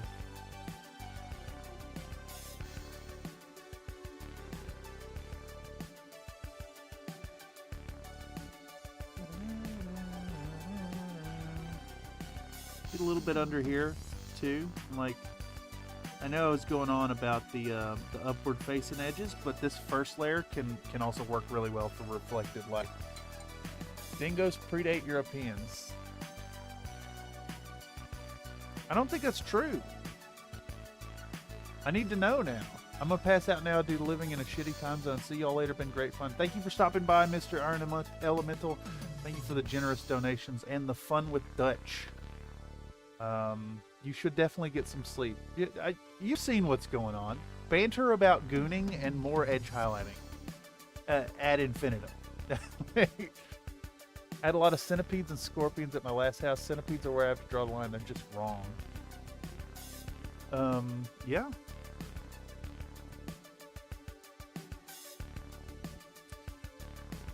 So, alright. So centipedes have one pair of legs per body segment, right? Except for the head. No legs on the head. They have. Are their fangs chelicerae like spiders have? But definitely no legs. So by that logic, if a centipede has a pair of limbs per body segment, a human is a centipede. Not a human centipede, but a human is a centipede. Your torso has a pair of limbs, and your, I don't know what you call your like legs area. Your pelvis has a pair of limbs as well. So by that logic, human has 3 body segments: one head, one a torso, one leg section, and each has a pair of limbs. Humans are centipedes. I'm a centipede, you're a centipede, we're all centipedes. Not like the movie though. That's disgusting. It's a weird poop thing.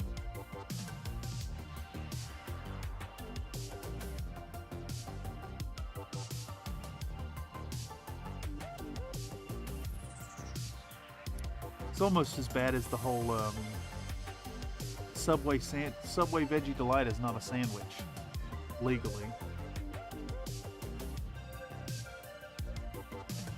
Ah yes, Stream Revelations.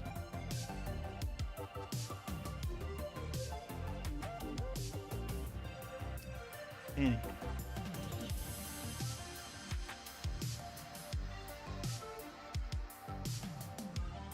How big did them centipedes get? They get big, right? Is a centipede just a bunch of little humans?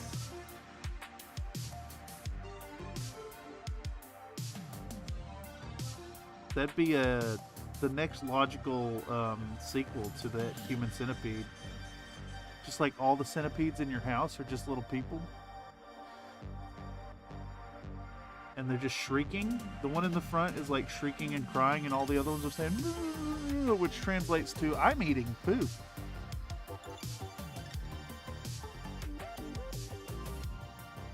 It's not even a movie. Like, this is... How did that get greenlit? I mean, honestly. They have an idea, and then they made a movie around it. When you really could have sold the whole thing in just a few seconds. It's a gag.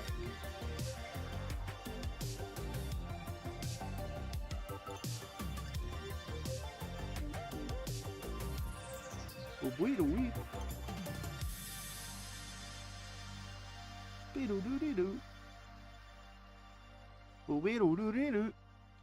If you slice them properly, yes. Centipedes are very impressive creatures for people who've never seen a millipede before. Oh man. Imagine... Okay, by the logic that humans are just centipedes, imagine a human millipede. And by that I just mean you've got 2 pairs of arms and then 2 pairs of legs.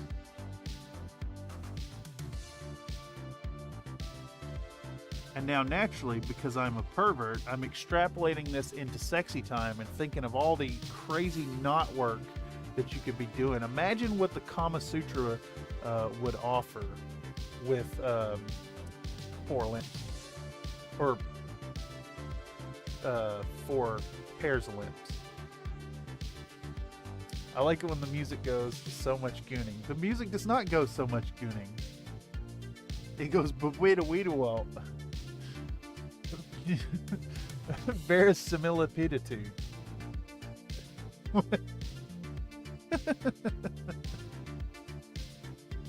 It's so funny.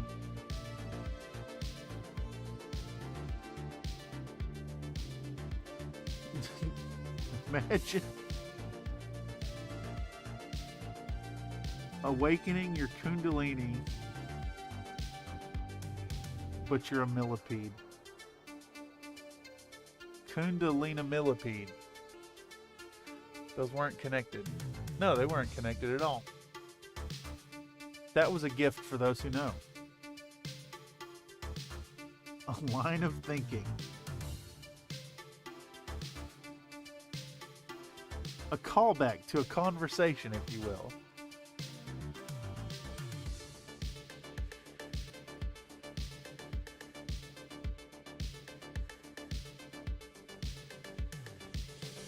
And if any of y'all out there want to get in on the inside jokes, you just got to join the Discord. Come hang out. Come pop into the voice chat sometime.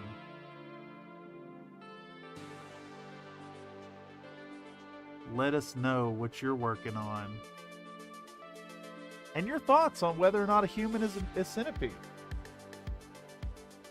War? What are you talking about, war? What are you talking? We're not talking about war. Quar, maybe.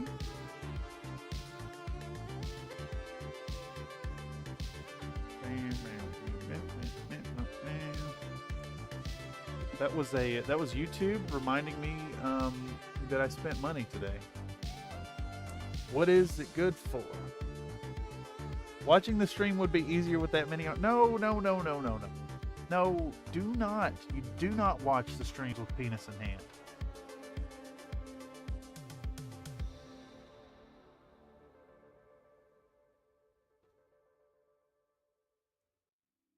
I'm kind of imagining like we have this like sheet of rules posted on the wall, like a workplace safety and your rights thing, and it says do not watch Country Fried Mini streams with penis in hand, and then someone has just crossed out do not with a Sharpie.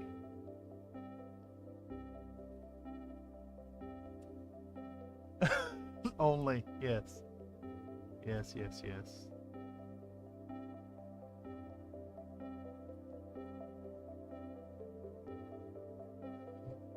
Yet another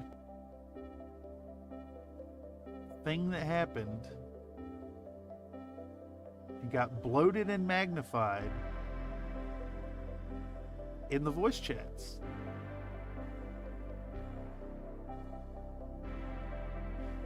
It's so funny to me, you know, to get sappy on y'all. I couldn't do none of this without y'all, honestly. This silly little channel has become a place of like a group effort. And of course I'm reaping all the benefits of your efforts, but couldn't do it without you. Oh, Nightbot reminding folks too to come on over to the Country Fried Discord and share your work. Link in the chat. There's also a link in the description down below. It's a place. It is indeed a place where things are discussed.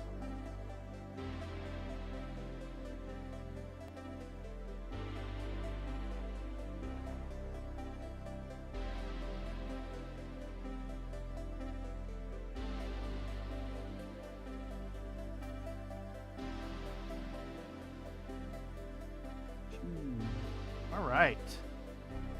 This one has proven to be a little more difficult. Got a bunch of the stripes in kind of weird positions.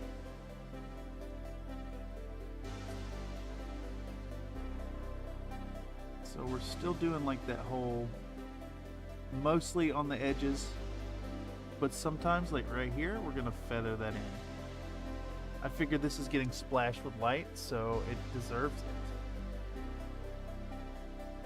Alright. See if we can't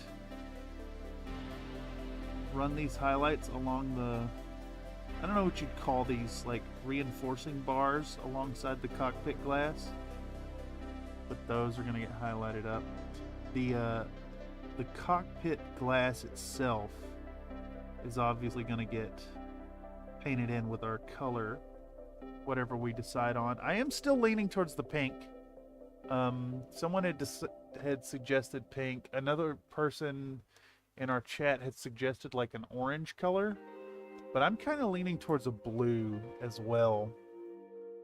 Like it would be logical to have the cockpit glass kind of be a subdued color that goes along with the camo, but I think for tabletop presence, it would probably be better to have it be a very bright contrasting color, just so that you can see it at arm's length distance.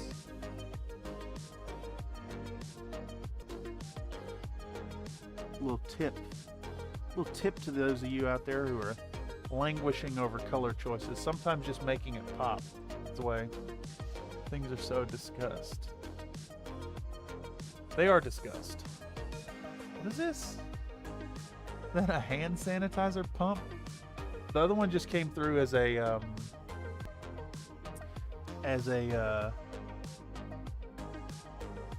little empty box. I don't know what you'd call that. Like the placeholder. How far in are we? Fuck, we're almost 2 hours in. These fellers have taken a surprising amount of work.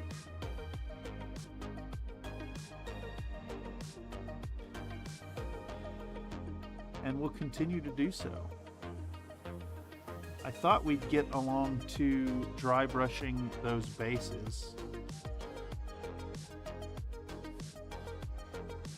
I may make a point to do that here in a moment. And then just end the stream at the regular time. But continue to hang out in the voice chat while I paint.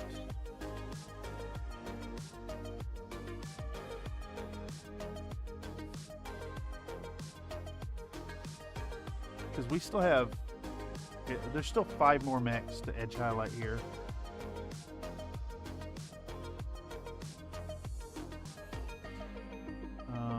So yeah, I think even right after this mech, we'll swap over to doing a different task. And then I will, instead of trying to do a 4-hour stream, we'll call it the regular time and hang out in voice chat afterwards. Yes, yes. This is the way.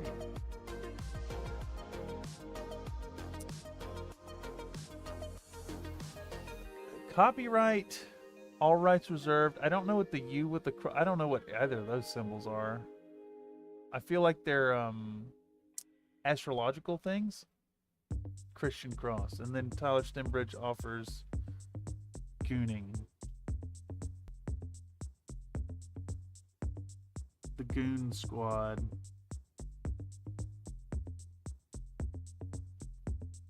Yes. Man, I need to do some goon research.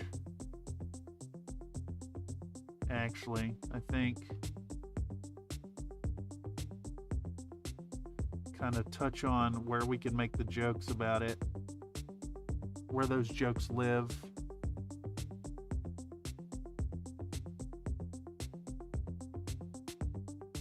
Whatever video we make that's painting a goon squad needs to have so many gooning jokes that nobody will ever want to hear it again. Right? That's how you do it. You beat the joke to death, resurrect it, and then beat it again. And that's when it actually becomes funny. Like, it was never funny to begin with. I've heard it said that cringe is dead. You missed the point. Grunt? What? Oh, it does. I want to say, I don't understand this. It's right over my head. So whatever you're trying to get me to do, I am innocent of knowing what it means. And we'll probably need a stern talking to about why it's not okay to say crunt.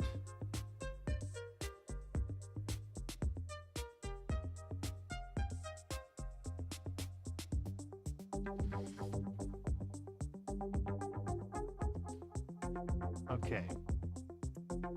This lad has proven to be quite difficult to edge.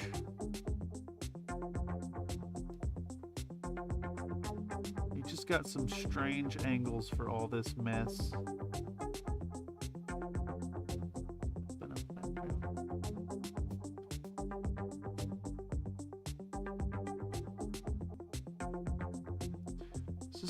This is the BRB screen song. Ah, yes, I recall. We added this at Iron Elemental's request, and I'm still missing the album cover art.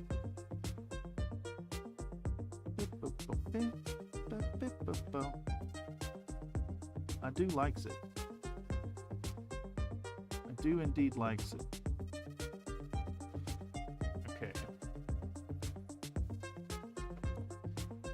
Sammy sandwich all over again. Said it? I don't know. Why am I saying it? What are you doing to me? I don't like it. Whatever it is, I'm distrustful of your intentions here.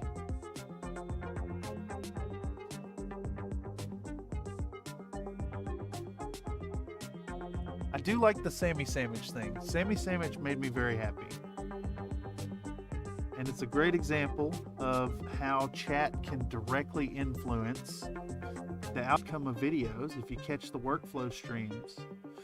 And unfortunately, we haven't had much of those lately because I'm busy painting. The workload is really intense right now.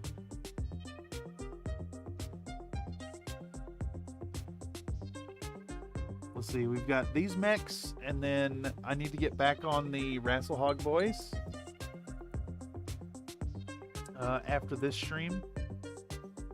Next paint stream we'll be back on those. We may do another stream about the armadillo fellers, because those are going to get done and turned into a 10-minute mini piece. And then from there, I think we're looking at core. I need to get a core video out sooner rather than later if I'm to take advantage of any of the YouTube traction. All right, anyhow, that's enough rambling. I've still got 5 more to edge highlight with this color, and I'm going to continue doing that, but I think we've hit a point now where I want to shift gears and get something a little different happening on stream. So let's go ahead and talk about some dry brushing, and let's build up these bases with we'll use a nice makeup brush and some gray in this last hour. Let's see if we can get these bases done up. So I'm going to get a fresh piece of paper towel. Let me zoom out the camera a little bit. Let's bring it out like here, just way out. All right, bases. Let's get our palette going, and I think we can just use maybe the German gray. I think that might do it. And it is, for fuck's sake, can I make sure to crash into everything? That's a good way to do it. You know, get it all out of whack, out of alignment. All right, are we back? Okay, so we're gonna take our German gray and let's get out Oni Lab for a minute. Get a little jiggle in today. All right, Oni Lab, shake it for me.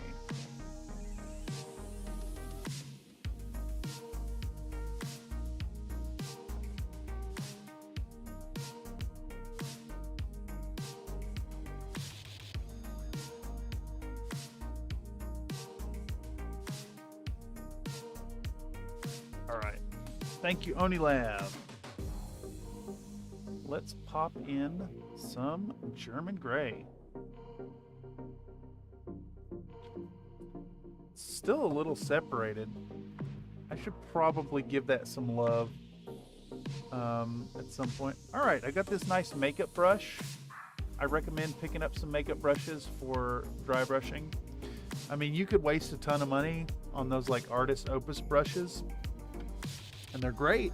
Don't get me wrong. You're basically the same thing but shorter. They're gonna cut off a little shorter there.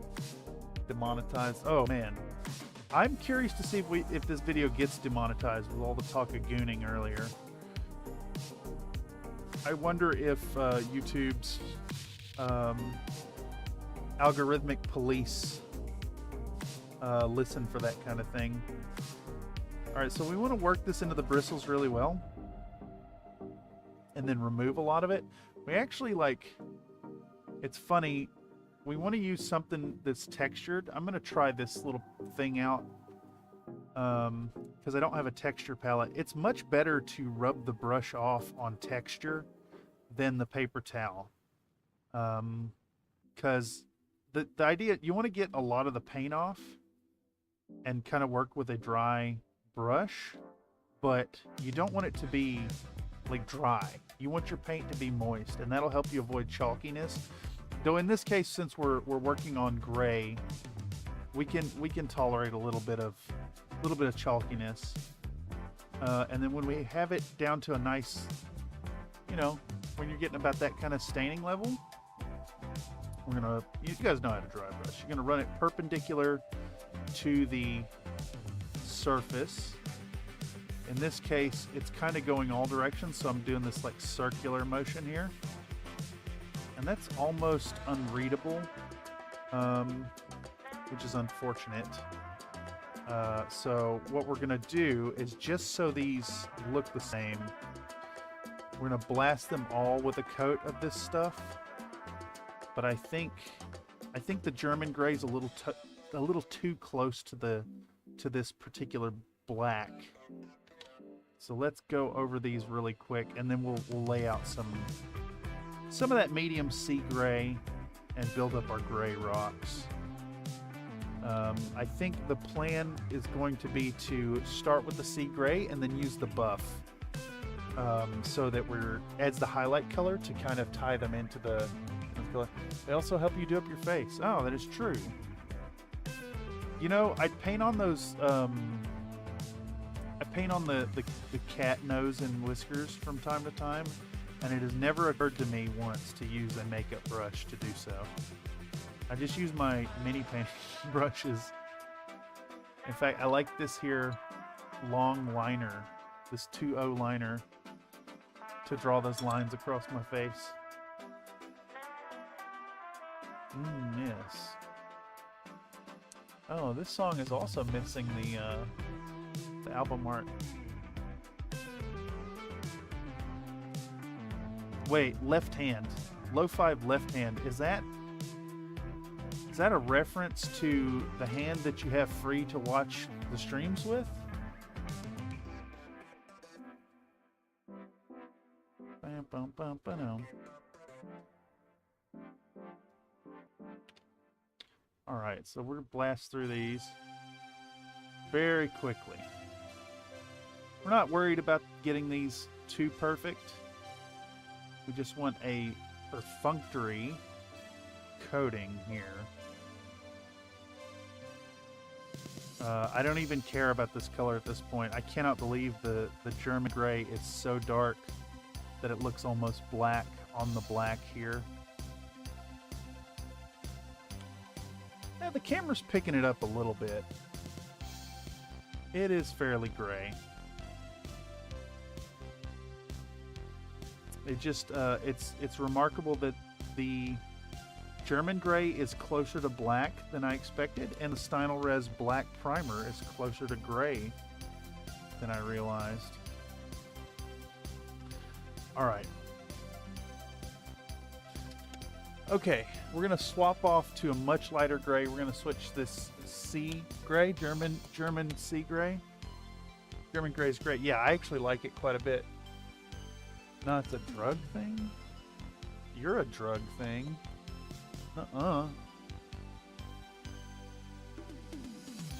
I'm going to put down a bunch of this medium sea gray. And then we're just going to take this brush that already has our German gray in it, and we're going to mash it into that. Kind of get it somewhere in the middle. And same deal, we're going to use this little texture piece to rub off as much of the color as we can.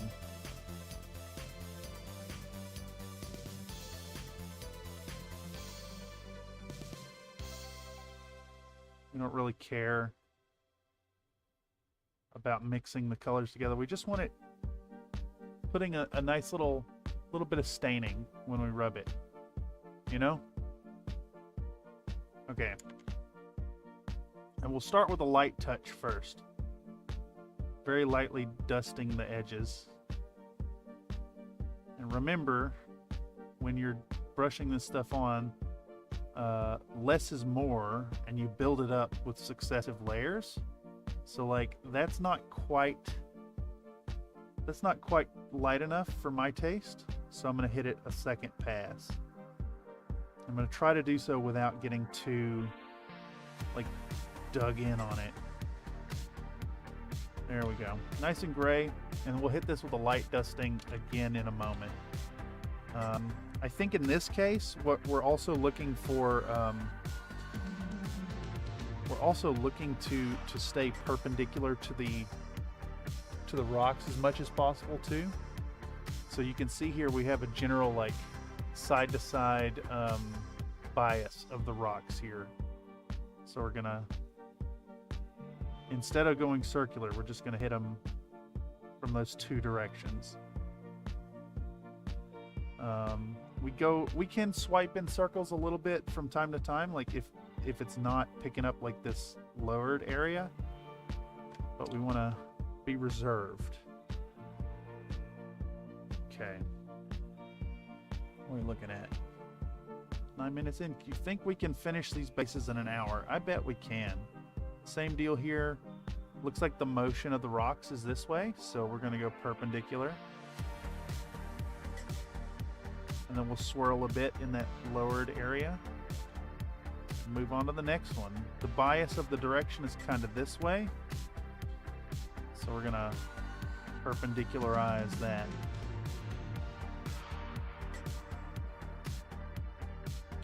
Excellent, excellent. And our brush is good and saturated now, so I'm able to blast through multiples here. Oh, that one was a little heavy. But it's fine. It's fine. We're just be a little more careful on our next dusting. This one kind of has a bias in that direction too. Same deal. Perpendicular to the plane of action.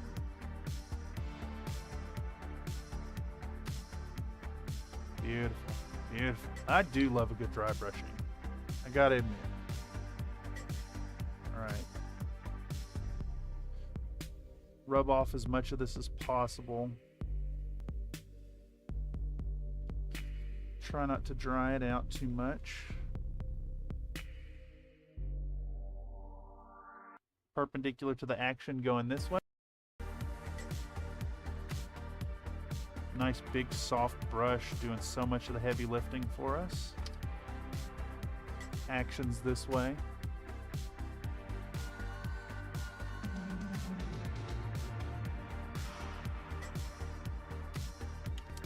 Same here. This one's a little confusing. We've got a little bit going this way and that way, but I think these deep ruts right here will inform our direction going this way. So we'll go perpendicular to that. And I think it's still enough to, yeah, pick up these, even though we have these like diagonal motions, they're still picking up fine. Same here. This one's very clearly action running across. So we can blast through. By the way, these are Mr. Crate's bases. I love them a lot because they have this nice, this fun little lip between the terrain and the base. I think it's really, really good looking. Okay. So that's our German, or no, our medium sea gray layer. This needs a little extra. Let's blast that. All right.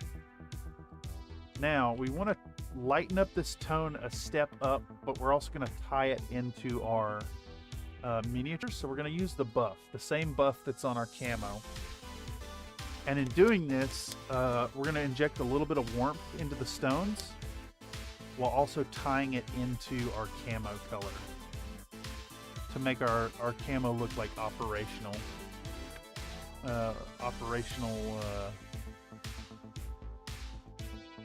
What do you call it? The proper color for the theater of war or whatever, theater of operations. And now we have this nice lighter color with a touch of warmth. And it's going to be very subtle. It's not really gonna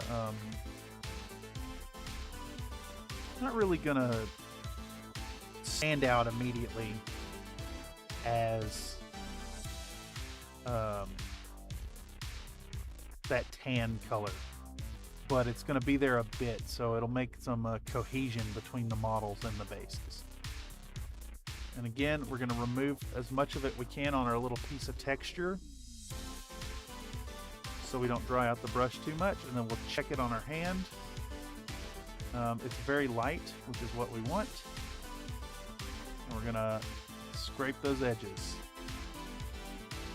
Scraping all those edges. Same here.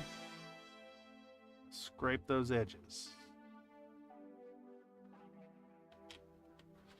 We can probably get away with 3 or 4 passes of this before we need to refill.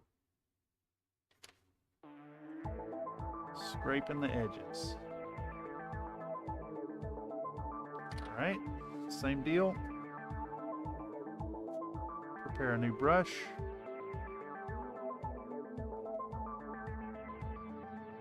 Test it on your skin first.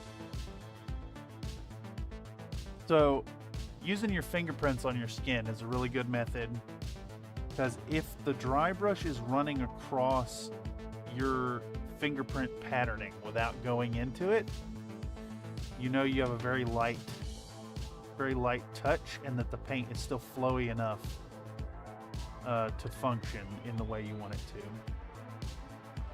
Same deal. Let's scrape those edges. In a way, this is still an edging technique, because we are edging our details here. There we go. I think if we get a nice heavy load here, we should be able to blast the rest of these in one go. And I think we're going to do one more very light pass of just the straight buff.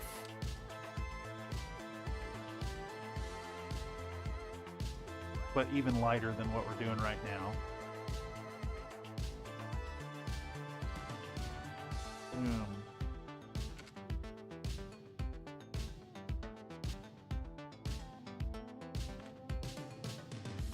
Last one here. Okay. Let's go with some straight buff now.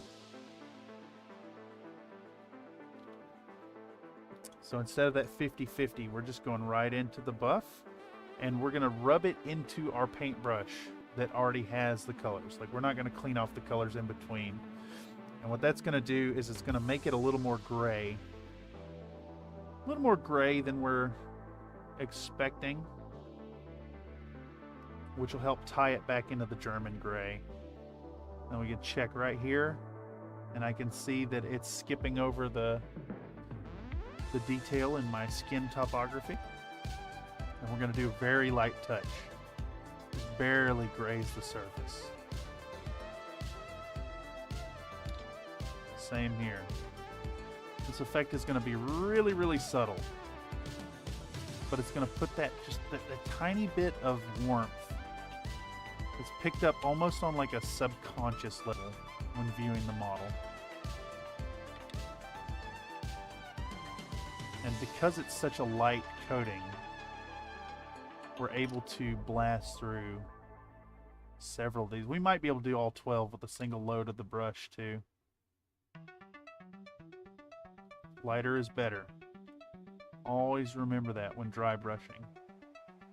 You can always put more on. Oh, fuck it. I was just saying, you can always put more on, but you can't take it off. And I just smeared the side of the brush down this, and it made a really heavy mark here and overdid it right there. But that's fine. We'll bury that in some of the other detail later. We want to keep this very, very light. I'm trying to keep just the brush edges catching the base. And I don't know if that is like picking up on the camera, but you see there's like a tan. A nice tan, like organic quality that's coming into the gray. We can have those gray rocks with some more natural tones in it. More realistic and believable. There we go. Cool. All right. So I think that's it for dry brushing. How long did that take? 18 minutes? Not too bad at all. Now the next step I'm thinking, unfortunately, is going to take time to dry. So we're not really going to be able to progress past it on stream. So I can describe to you what's going on as we're working on it a bit. But what I'm going for now, there it is right there. We're going to use this Sterling Mud technical paint from GW. And this stuff is, we're going to paint this on into like some of the ruts and crevices. We're going to change up some of the texture. We're going to get a little bit of ground cover buildup and inject a little bit of brown life into it. And then we'll do a targeted dry brush over top of the Sterling Mud once it dries and build back in that buff color. It's just a variation of the stone. They wouldn't be perfectly uniform. Yeah, exactly. Exactly. I see a lot of people doing that, what they call it, the leopard spotting technique when painting really large rock faces, where they they kind of stain it with really thin paints in browns and grays and blacks and greens and yellows, and it kind of all blends together and creates a very natural variation on the stone. I mean, I think you could get away with something like that for this, but this is so small that you're wasting your time at that point on a detail that nobody's going to see. And if you're talking commission work, then it's a huge waste of time to go to that level. All right, so I think what we're going to do here is we're going to use this little plastic palette spatula. We're going to try to fish out some of this texture paint and transfer it to the palette here. I intentionally left unicorn in there where it autocomplete misread my swipe. Oh, it's funny. You use the swipe as well. I enjoy the swipe type. I'm generally a fan. You know, this may be easier to just dig out with a toothpick, to be honest.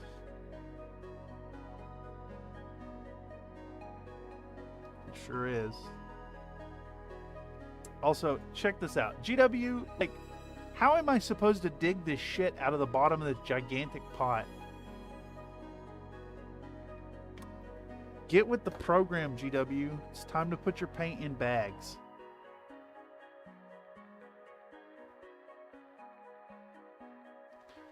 All right, we'll start with this little puddle right here. And we're gonna assess how much we need. So let's start with one here that's got a nice, like, all these, like, really reduced areas. These really, what do you call that? Recessed areas on the base. We'll dig into those and start pumping that up with a little bit of our texture.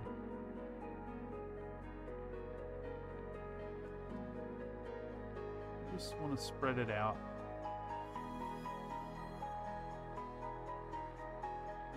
Now, the trick here, I'm going to be trying to spread this in a believable and semi-realistic fashion, because this stuff is going to want to clump up. So we don't want to build up like huge piles of it too bad. But we want a little bit of that variation. Basically, we'll dry brush back over this brown and pick out the texture. And then we'll also use the brown sections to inform us as to where we're putting our little clumps of terrain. The very small scale bits of greenery. Sorry, I was off frame there. This is very fiddly. This stuff is a nightmare to work with, but I rather like it. I need to compare it to Vallejo's. I'm assuming Vallejo's is very similar and much cheaper. And I think that's about it. Maybe a third little section, like up here, might be okay. I don't really want to overdo it. I want this kind of to be understated. It needs to be more rocky than dirt. That's what we're going for.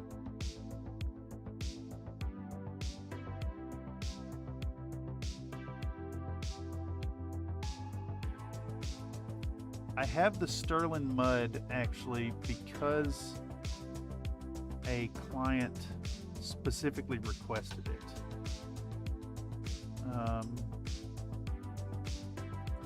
Another plug point for my commissions over on Fiverr, by the way. If you want something painted by me to match a paint scheme in your army or collection, and you have specific colors in mind, let me know, and I can pick them up as part of the cost of the project. Holes. We call them holes at the beginning of my pit, yeah. Slink says, I am printing out the bottom half of my screw jar drop chip. I think I have the right model file this time. Let's see if it works in 10 hours. Top is done and looks okay. Fuck yeah. I've been swiping since the Note 2 was new. Ah, yes. I used the swipe on, I had a Galaxy way back when, and I really loved the swipe type on that. I kind of have fallen out of using the swipe type too much lately, just because I tried to do my Duolingo Spanish with it, and it's just like, this is what you said. It's like, no, my guy, this is Spanish. Español. Necesito usar la función swipe, pero mi tele no funciona, no responde. I don't know. You'd think I'd be able to speak some Spanish now, but I only took 7 semesters. No immersion in my life. I occasionally chat with a neighbor in Spanish, and I occasionally check out in Spanish at the bodega downstairs. That's about it.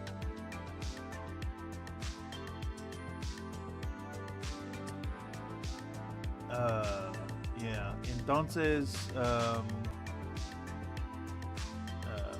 después 7 semestres de español, todavía hablo como un niño.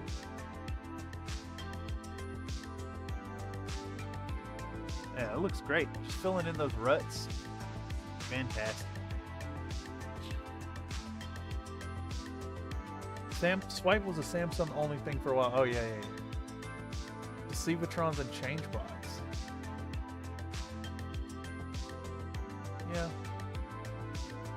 Yeah, that sounds about right. Couldn't say if anyone else even has it now. I mean, I don't know. I have my Samsung device, so I know Samsung has it.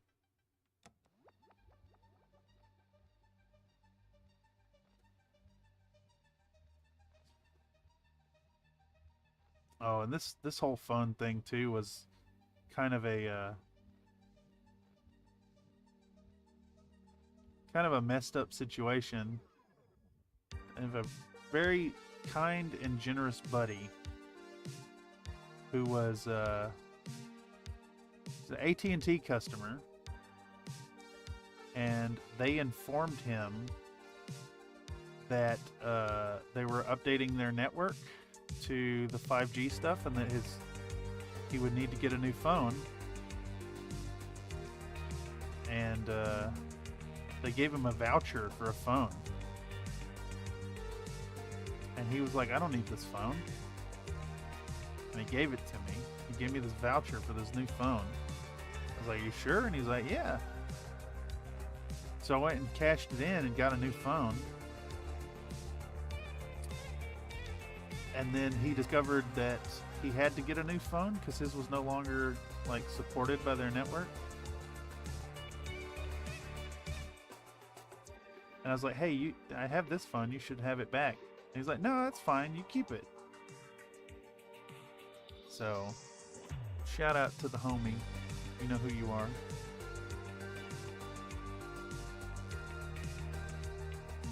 The phone actually upgraded my my channel experience, recording in 4K instead of on the old video camera.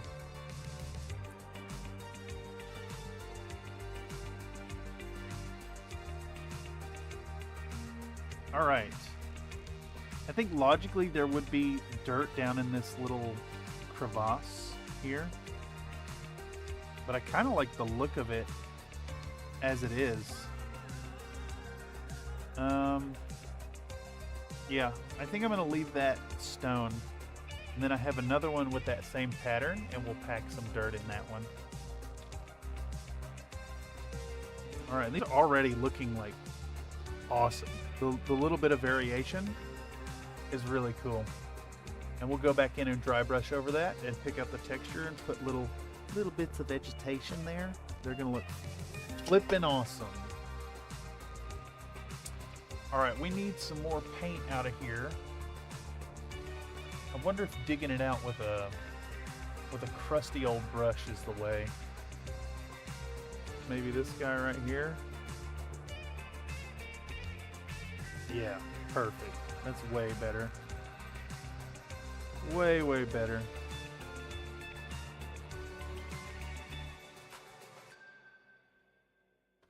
Let's scrape all that clean and then toss this in the water. Okay. Let's do something similar to that last one, but I'll keep this here for reference. I want to use all this mud in a different patterning. So I think we're going to fill in this little crevasse here.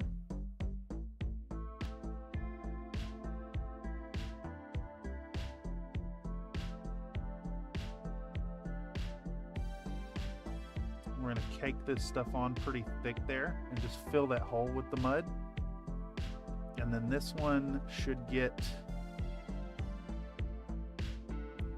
we'll fill in this direction and stop about halfway so it looks distinctly different.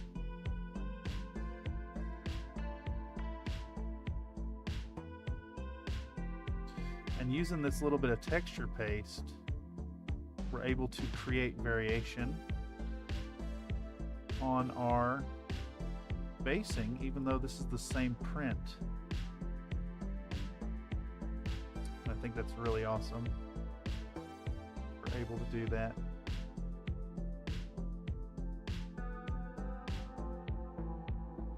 And you know, these bases are going to be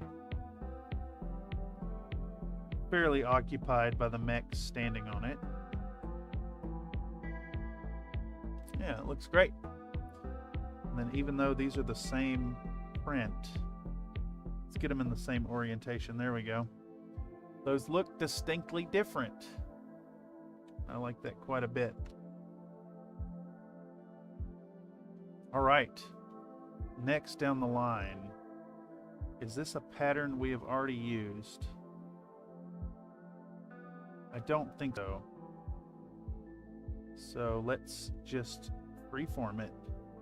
I think we're going to just fill this whole crater right here.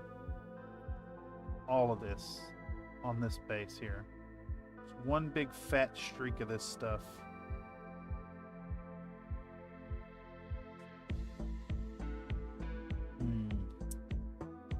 Yes, texture paste.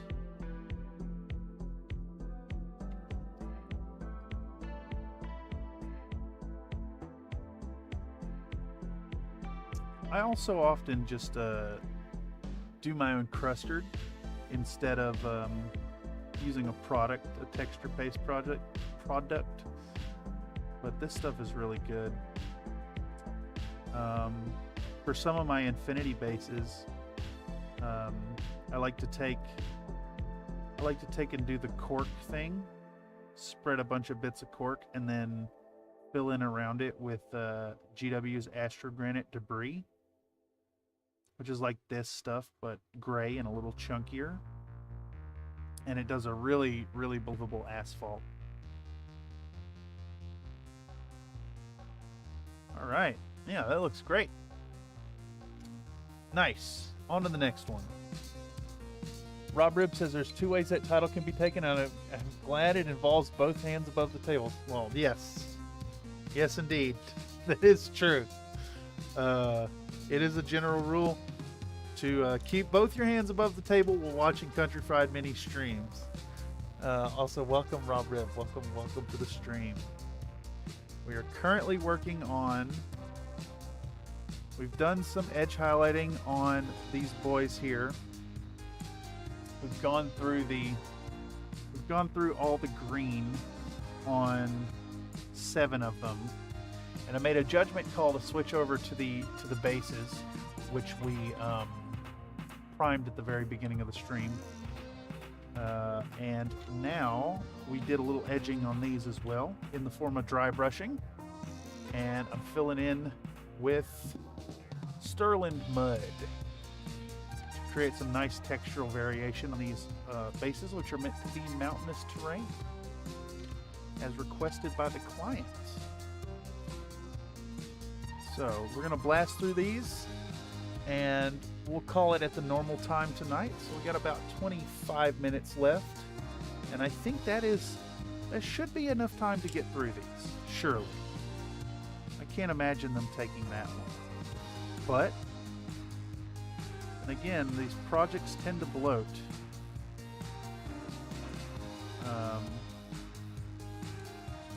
And it is always remarkable when they do. Let's try to use the this paintbrush here and see if that enhances the application. All right, I think this matches. Yeah. So we want to do a different pattern, and I think what we're gonna do. This time is fill in this whole area up to here. So here to there. So it looks a little different. Let's see if the paintbrush makes it any easier over the toothpick. We'll swap back to the toothpick with fine control, but for just mushing this stuff down, maybe the old ratty toothbrush is the way. Yeah, that's so much faster. It is a bigger area though.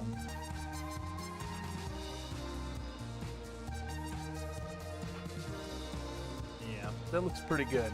That looks pretty good. I'm almost tempted to just cover all that rock in the corner, but I think a little bit there will still look all right.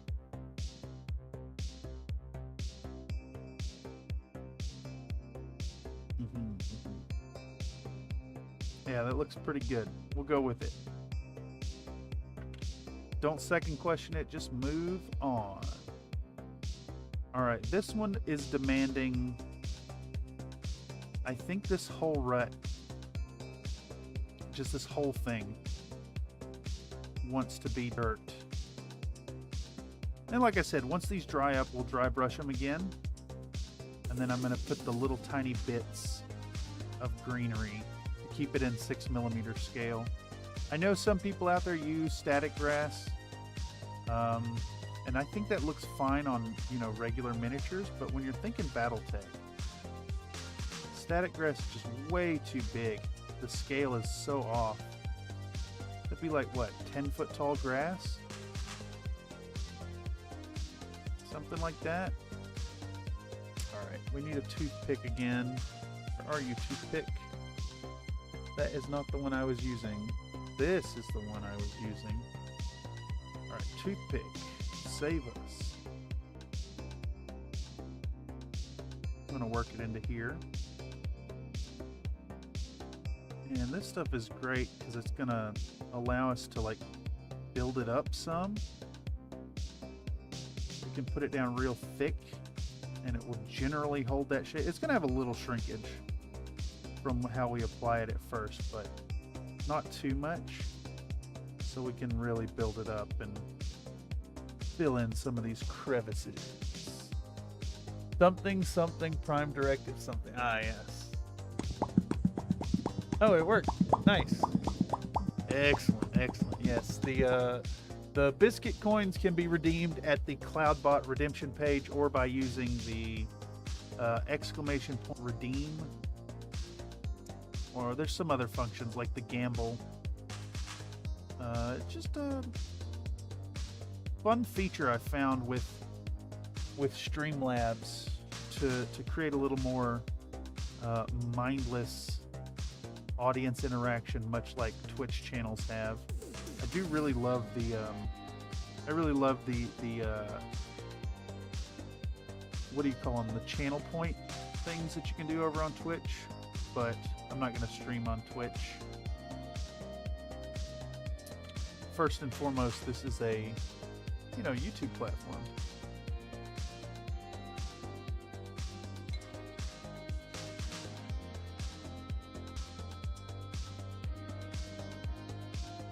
All right, we got 4 more to go. I think this one logically is going to get a big blast of the stuff over here.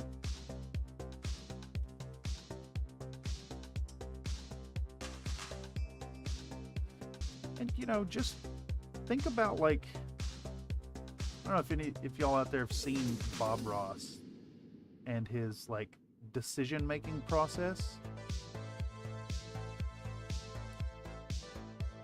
But the whole idea here is, don't think about it. Just do it.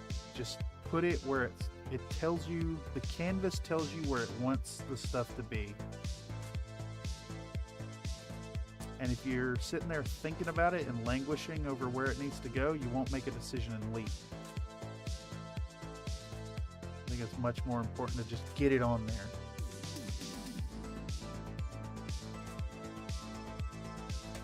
And I think if you maintain that, like, idea behind decision making, you'll find that your overall aesthetics in your artwork will improve.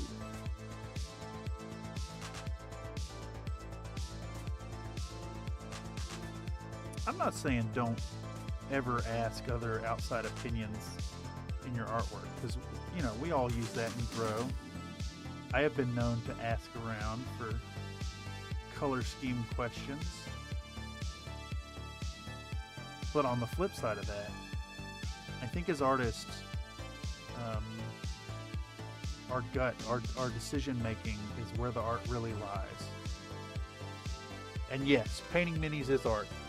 I did a whole thing about this with my professor in the professional development class. Painting minis is art. Don't let anybody tell you otherwise.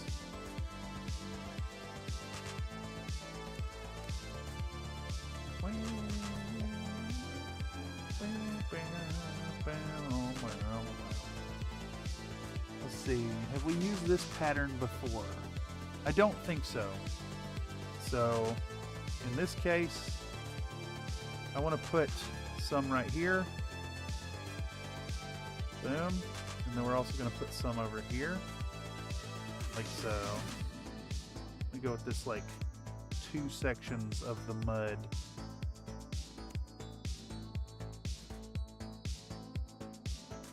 I kind of want to try to get another base with 3 splotches, like we did on that first one. Alright, need to go back to the toothpick. Kind of put some on real thick like. I don't know about y'all, but if I'm going to put mud on the base, I want it nice and thick. It's not always true, actually. Sometimes just a little smear of mud and moisture is the way.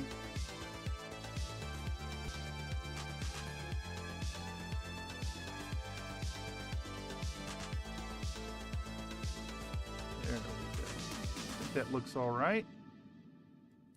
I want to push some up to this rock here too. See if we can't scrape some more up before reloading that palette. There we go. We left a tiny bit of rock sticking out of there. I think that's going to get buried in the dry brushing later. But let's do one more dollop of the doing. One more big old dollop of the doing here. And see if we can't pack 3 patches here. I think we can. I think we're going to fill this crevasse right here. Just all the way to the brim.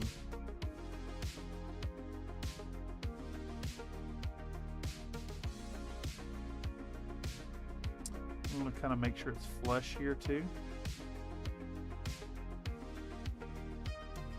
And then I think this whole section right here should get filled. So let's get a big globby. Spread it out. That may be too much.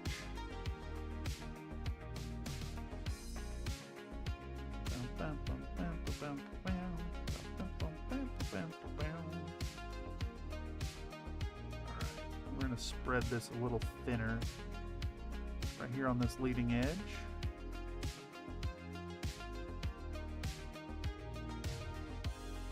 And I think we'll use some of this excess and just move it over here.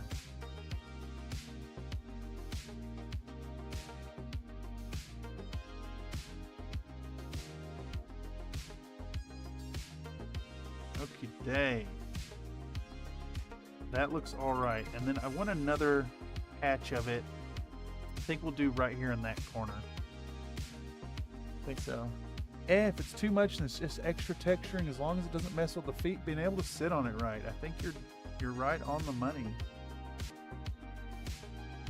And you know, even if the feet don't fit perfectly, like we can adjust that later. We can adjust that later.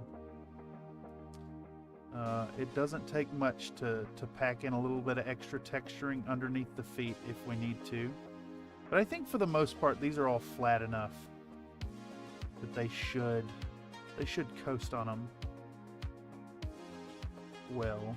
All right, I think that's enough. Like I could fill this section right here. I think we'd lose a little bit of that nice coloration, that dark gray we have going on.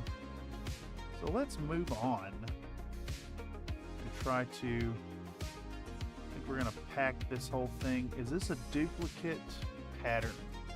Have we done this one before? I think so. It's the same as this one, and we're we're immediately doing like the same pattern as before, which is unfortunate, but that is just the way the cookie crumbles. I think what we'll do is we'll compensate. Compensate's not the word I'm looking for. We'll diverge from our thinking and not cover this whole section, and instead just keep it down here.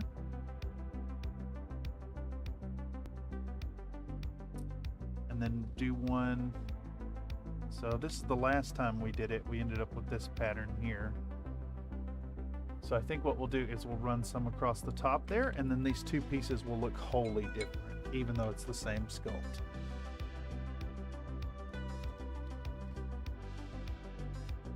Also, I want to add, Mr. Rob Ribb, I appreciate your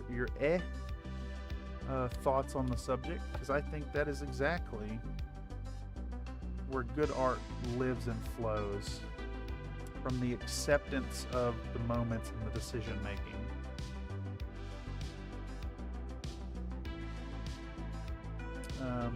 I've long said on the channel that good enough is good enough, and I think that applies to decision making as well.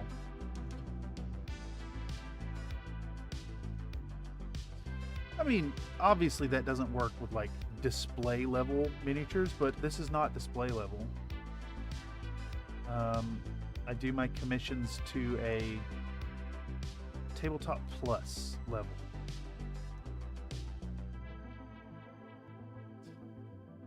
So decisions need to be made that look good and good enough, and save time more than anything. Like we're already, what, this will be 12 hours in on this project.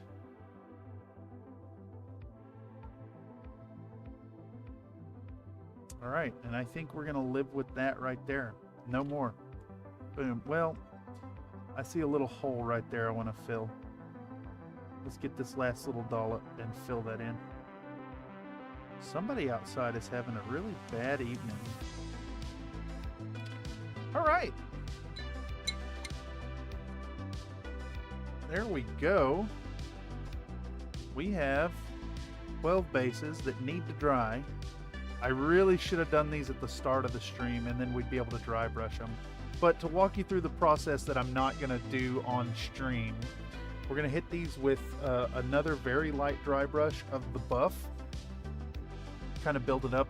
I may hit them with a little bit of yellow ochre beforehand to kind of build that up. And then I'm going to use tiny little tufts of clump foliage. So those of y'all who have seen my Atomo mechs, the painting the Carita lance, we'll break these down into very, very minuscule lumps. I'm talking like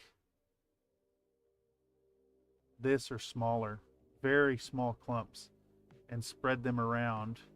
And the thing is, those little tiny specks of green look very in scale and will sell these models really well. And then I've got a couple colors. So these will be like a very rocky kind of reminiscent of the mountainous biome in Minecraft. And then as we pass over these with another go of the buff, we can see that they're gonna look really nice next to our mechs. We're gonna use a little bit of buff to tie in the color, but we also want the base to stand out enough that you know, they look eye-catching on the battlefield, and then hopefully the client will be happy. I really should have done these to start. Please stop being so relatable. Yeah, exactly. All right, well, at this point, it's 10 minutes early to call it, but all I have left to do on the project now is to dig into, well, the same thing that y'all saw for 2 hours. So let's take just a second to recap, to remind folks to come on over to the Country Fried Minis Discord if you're not already over there. Share your work, ask your questions, just hang out and voice chat, come play games, whatever. We have a good space for that. We have a really fun crowd over there. But recapping what we've done tonight, we've primed, we've dry brushed, and we've textured these bases. We've got the green, the mixture of refractive green and Russian uniform edging layer done on these 7 mechs. I still have 5 more to go, and I'm going to blast through these off stream as soon as we wrap up here. I may stop for a snack and then pop on over in the voice chat. We're going to blast through those. These guys are going to get another pass of the buff highlighting on the tan, and then we're going to do the all the lens jeweling, and this project's going to be done and out. I'll post some updates on the Discord. I do not think that I'll be able to get in another stream about these lads because they are due on Sunday. So unfortunately, we were not able to finish these on stream. But a reminder again out there, if any of y'all want your own commission, check it out at Thurston Studios. It's fiverr.com/Thurston Studios. Link in the description down below. We'll paint up your mechs right here on stream, and maybe even turn them into a piece of content if you drop the deposit down. So make sure to check it out. Very affordable prices, and about a 1 month turnaround on the mechs. Anyhow, I've been Cameron on behalf of Country Fried Minis. This is the Bullshit Corner 2.0. Check this space for more streams. Mondays, Wednesdays, Fridays, sometimes Tuesdays. Yeah, catch y'all for the next one.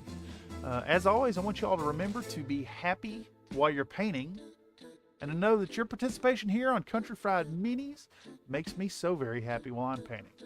Anyhow, that's all I got. Catch you for the next one. Bye-bye.